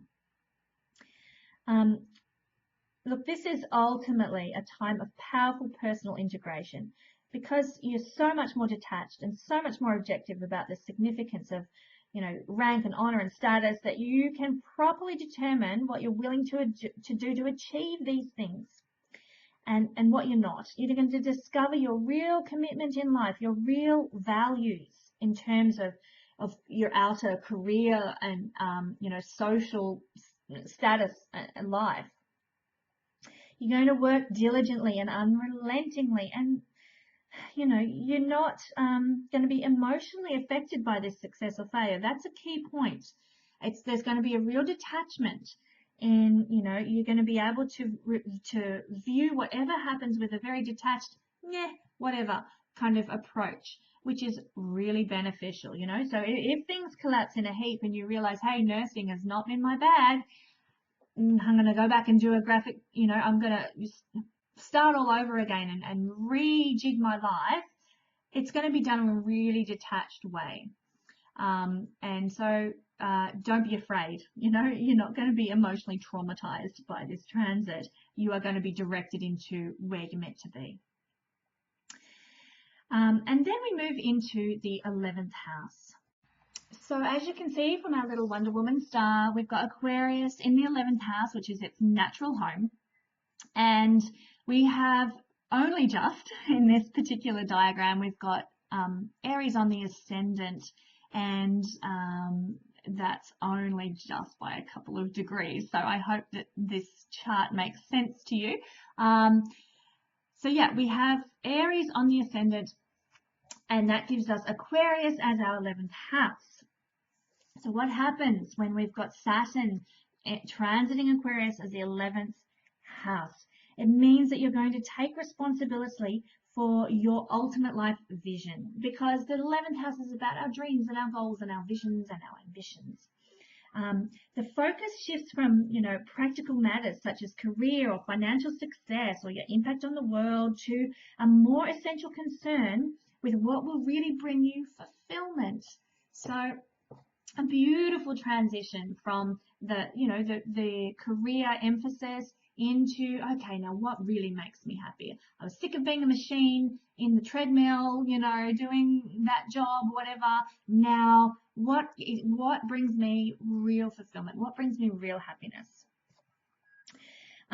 So now that Saturn has passed through your 10th house, including that, you know, the peak of the chart, the zenith of the chart, you're going to have experienced nearly all the manifestations of life. It's finally time to draw all these conclusions regarding happiness and contentment and fulfillment together.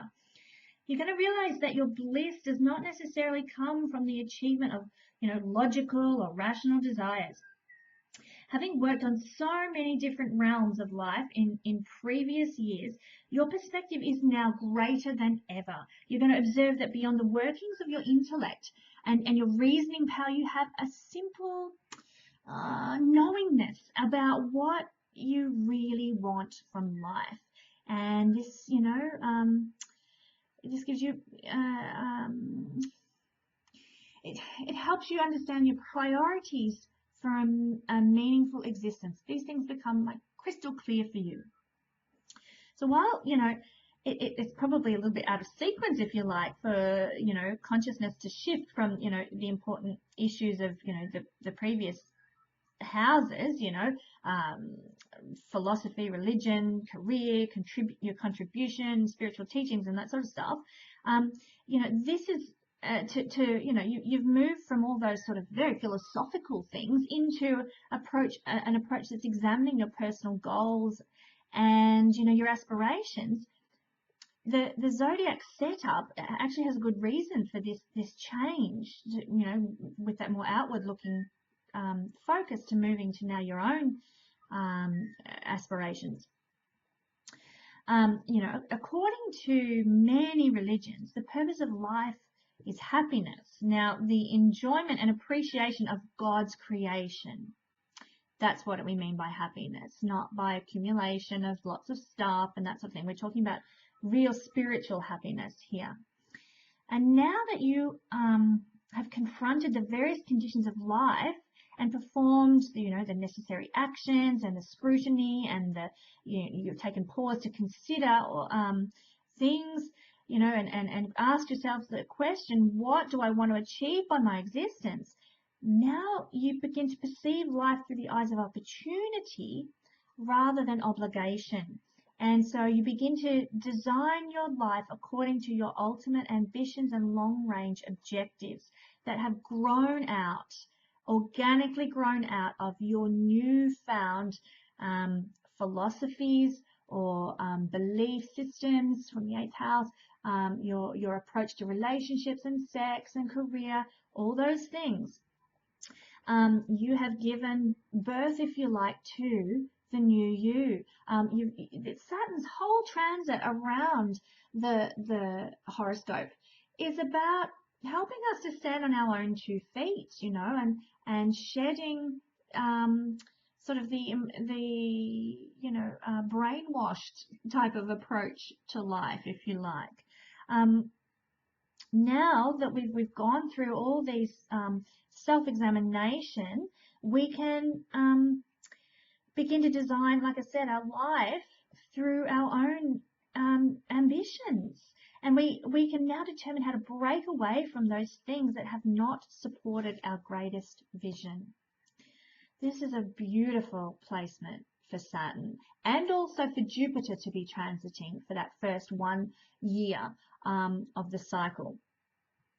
So you're going to take stock of your friends and the groups you associate with. You know, you're going to look for problems and irritations and frustrations, and they actually may intensify at this time, but you're going to deal squarely with them. You're going to, you know, lay them to rest, get them sorted. You're going to cut off detrimental friendships with people who are more work than they're worth. And you're going to only seek out the solid, rewarding friendships because, you know, there's discipline about Saturn and restriction about Saturn. And so you're not going to fluff around with friendships that aren't serving you well. Only solid, rewarding friendships will remain. And you're going to become a lot stronger as, you know, you stand on your own 2 feet, like I said, and only take friendships that are loyal and committed, and you're only going to give friendship to people in a loyal and committed way at this time. And there's a possibility with the Saturn transit here in the 11th house that you're going to make friends with older type authoritarian type people, influential people, which is great. At the same time, you're going to be able to define and set limits on the group activities that you pursue. You're going to choose what is suitable to you, and you're going to be careful and conscientious and serious about the energy that you give to large groups of people, to large, even humanitarian causes, that sort of thing. And you're going to be much more deliberate about, you know, deciding who you're involved with and what group causes to eliminate. And in certain cases, you may take on, depending on your chart, you may take on sort of a group leadership role because Saturn is that CEO type person. You may find that you are required to step up into such a position for a humanitarian charitable organization. Excuse me. So you're going to continue throughout this transit, all you Aries people, to gain a clear vision of the most intimate and important life goals to you. You're going to focus on your relationships with others, and this is a perfect time to do so because friends and groups exist largely as a support system for our values, for our interests, and for our desires. So friendships and groups vanish when they're no longer helpful to our purpose. So, you know, if you lose friendships at this time, it's not a bad thing. It's about refining what is valuable, what is necessary, what is important. It's not necessarily, you know, a bad thing to lose some friendships or to lose an association with particular groups. You're also going to start to think of how you can best manifest an ideal society. You might donate time and resources to community interests or become involved in sort of more public issues and that sort of stuff. You're going to be concerned, excuse me, with humanitarian issues. And you probably will become much more altruistic at this time. You know, throughout Saturn's entire transit of the 11th house, you're going to become more of an idealist because the Aquarius as the 11th house, and Aquarius rules the 11th house, your visionary life, your ability to picture, hey, this would be the ultimate, you know, society if we function like this. Having those visions and those ideals is actually very 11th house, very Aquarian. So this is going to be coming to the fore for you. You know, you're going to be you're much more mental in your approach to your responsibility and obligations in planning for your future. And that's not just personally, but that's that visionary. The world would look great if this was the case, if everybody had solar power, if we all ate organic or whatever it happens to be. You're going to grab a vision and become serious about that sort of community global visions for what the world could be like. So it doesn't mean that you're going to become more visionary. it's going to mean that you become more serious about your ideals for society. Look, in Hindu astrology, Saturn's movement through the 11th house, it can mean that there'll be difficulties with friends or groups. And that's, your side ventures won't bring much profit to you, and your major goals and desires are delayed or obstructed. Because, Saturn in its transit through the 11th is also aspecting, in this instance, the 5th and the 1st and the 8th houses. And this aspect to the 1st house indicates, a lack of promotion or advancement or favoritism, as well as potential for sort of minor health problems. So, we want to address those Saturnian things like the health of our bones and our teeth and take extra calcium, that sort of stuff. The nod to the 5th house means that there is little time for sort of investments, or you've got a much more serious or somber mind with regard to children, or or how you spend your leisure time. And the relationship to the 8th house aspect brings perhaps some obstacles involving joint finances. It's perhaps a less favorable time for studying occult practices like astrology or esotericism or metaphysics and that sort of stuff, and can give some vulnerability to the reproductive system. But that is the Hindu perspective on the 11th house, which is quite different to the 11th house from a Western perspective. So it depends where your allegiances lie in terms of how you view astrology. So that is what will happen when you have an Aries ascendant and Saturn starts transiting Aquarius for you. Okay, so now we're in Saturn and the 12th house. This is when you have a Pisces ascendant. You will have Aquarius as your 12th house. So what is going to happen for you when Saturn and Jupiter transit together, your 12th house, and then Saturn on its own as Jupiter moves into your ascendant house, which is going to be an exciting time for all you Pisces out there when Jupiter heads into your ascendant and happens to be at the house in traditional astrology that he rules. It's going to be a really powerful time once Jupiter moves out of the 12th house and into the 1st house for you. At that same time, you are also going to have Saturn as your Saturn continuing on in the 12th house with all these Saturnian influences. So let's have a look at what that means. When Saturn transits the 12th house, you know what? It means that there's time to experience life from a much more spiritual perspective and to integrate the growth of consciousness resulting from all the previous transits. Now, I probably should explain my perspective on the 12th house here. Many people will tell you that the 12th house is about escapism and retreat and running away from the world and that sort of thing.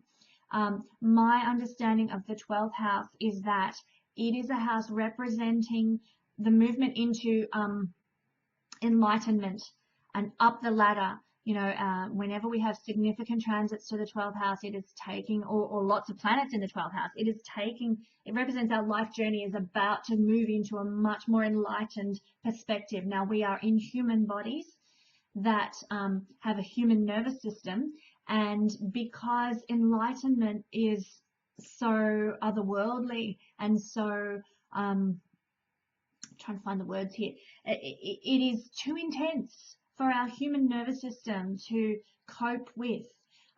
This is why there is so much retreat and escapism associated with the 12th house, because the intensity of moving into enlightenment, of going higher up in the consciousness ladder can be overwhelming for a lot of us in a physical body sense. So therefore we take refuge in drugs, we take refuge in alcohol, or we, exercise to the point where we're a manic exerciser, or whatever our addiction happens to be, to escape that feeling of, overwhelmed by the movement into that higher consciousness, because, we're human beings, and the 12th house is so highly spiritual and all about those enlightened states that, for, not everyone can cope with that intensity.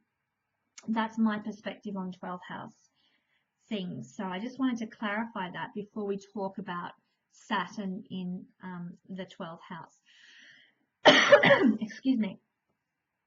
So now that Saturn's passed through all these other houses of the horoscope, you can take stock of all your accomplishments, all your achievements, and your failures, and you can contemplate the meaning of your existence, and you can seek to discover your place within universal existence, again tied to that enlightenment, stepping up, improving, and expanding your awareness and your consciousness.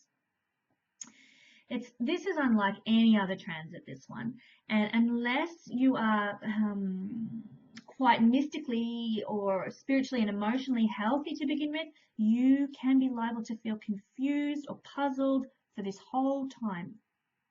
Again, it comes back to, sorry about my coughing, it comes back to that higher realm, that more evolved state.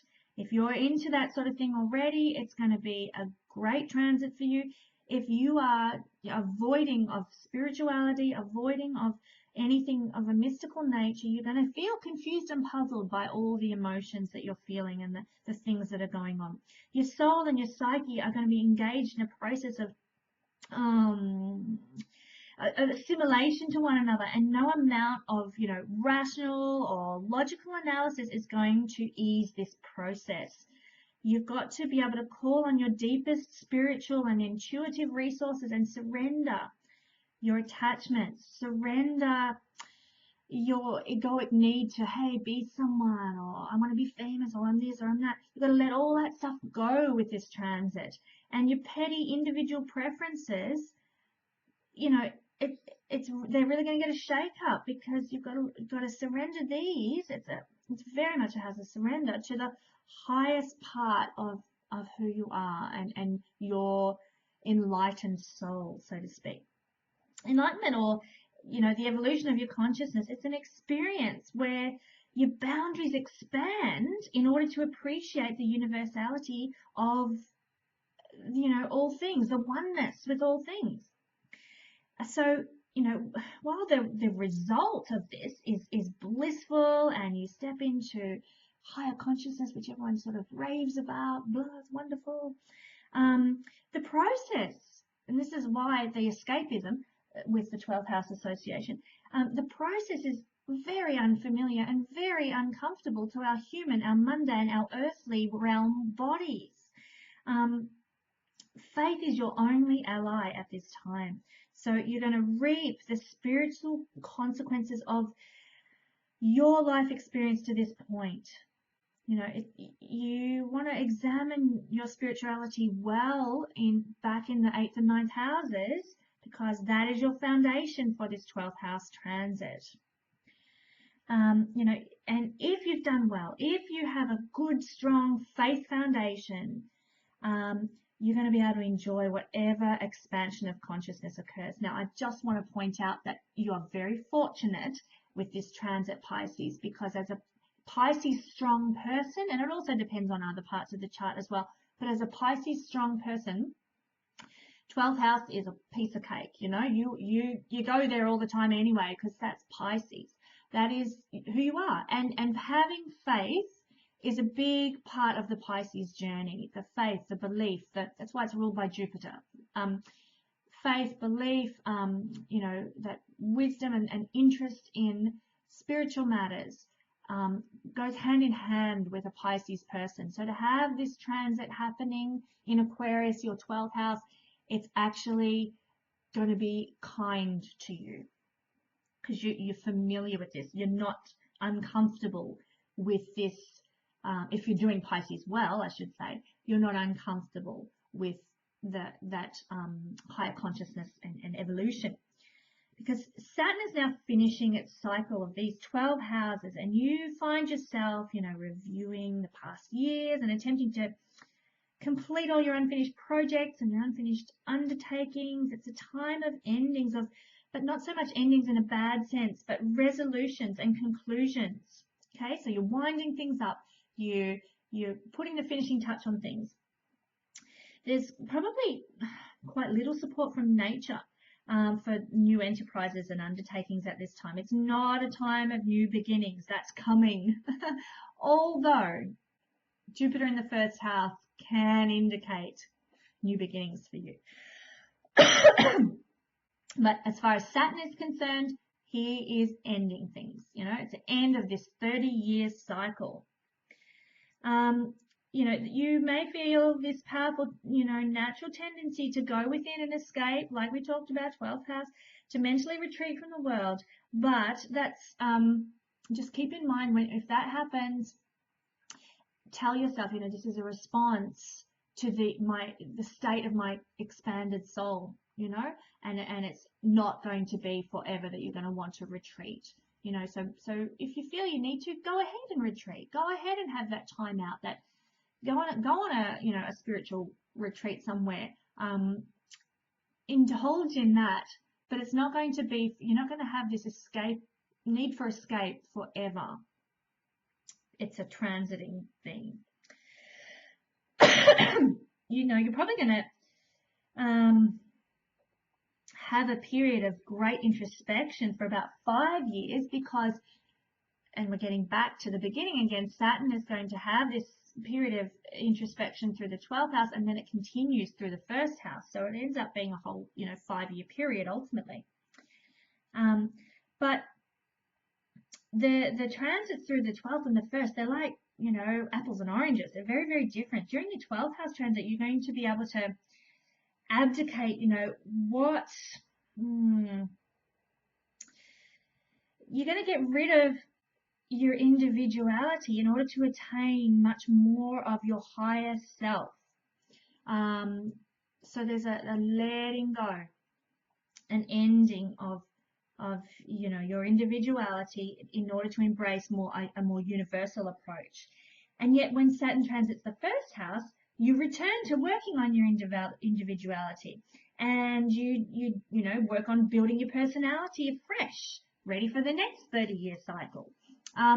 So this transit of the 12th house is going to be about letting go of your individual nature in order to be much more embracing of your expansion of awareness and your spiritual growth, and within the framework of the universe as a whole, interconnected with everything. So the more inner growth and spiritual integration you accomplish during your 12th house Saturn journey, the greater your perfection of personality will be when Saturn moves into your first house. So the 12th house also represents secrets, all that's hidden, and your subconscious mind, that iceberg that's sitting under the surface of the water that you can't see. Saturn transit is the optimum time for clearing up psychological problems and all kinds of deep emotional obsessions or complexes or phobias that come from, way back in a past life or childhood. You are going to be compelled to confront your inner demons at this time. Now, this is, that sounds a scary process, but it's a healthy one. And you might be, you may be comfortable with your own particular fears and neurosis, but, now you're going to realize it's time to put your spirit and psyche in order and to address those fears and neurosis. It's a good time for psychological therapy. It's a great time for going to an ashram or to some kind of a health retreat, a monastery, or anything that's going to help you focus on integrating your spirit and your psyche. Inner healing, it's going to be a big part of this journey for 2.5 years. Your boundaries are going to expand, particularly as Jupiter's there in the first part of this transit, there with Saturn. Your boundaries are going to expand, and they're going to find a new definition, and old, worn-out mental constructs are going to vanish, so that new ones can come through. And look, this rebuilding process, it takes 2.5 years. It can feel very slow. So, if you're a person who needs to rush, if you've got, say, an Aries sun or something, You know, it can be a challenge because the process of clearing out the psyche is a slow one for 2.5 years. You know, at this time, there's going to be a great deal of dream activity because, you know, the 12th house rules our dream life. It's associated with the subconscious. And your dreams are going to reveal some deep hidden information. You know, individuals involved in analyzing their dreams, you've got stacks of material to work with now. You know, again, like the 8th house, anything of a mystical nature, spiritual nature, occult nature, they're going to be, you know, a good time to focus on this and expand this and study this and grow this area of your life. And, you know, certain people might find themselves wanting to do healing work or, you know, practice astrology or start working with metaphysics, whatever. Like, this is a time for, because you're ending one way of doing things and you're focusing on, you know, moving into the new in 2.5 years, it's a time for that sort of work. So the 12th house transit is a really beautiful ending to this whole 30-year cycle. And then when Saturn moves into the 1st house, we begin that process all over again. It's like stepping up a ladder. We've climbed one rung of the ladder, and then we climb up another one for over the next 30 years as we progress into higher consciousness and more soul evolution. So that is the 12th house.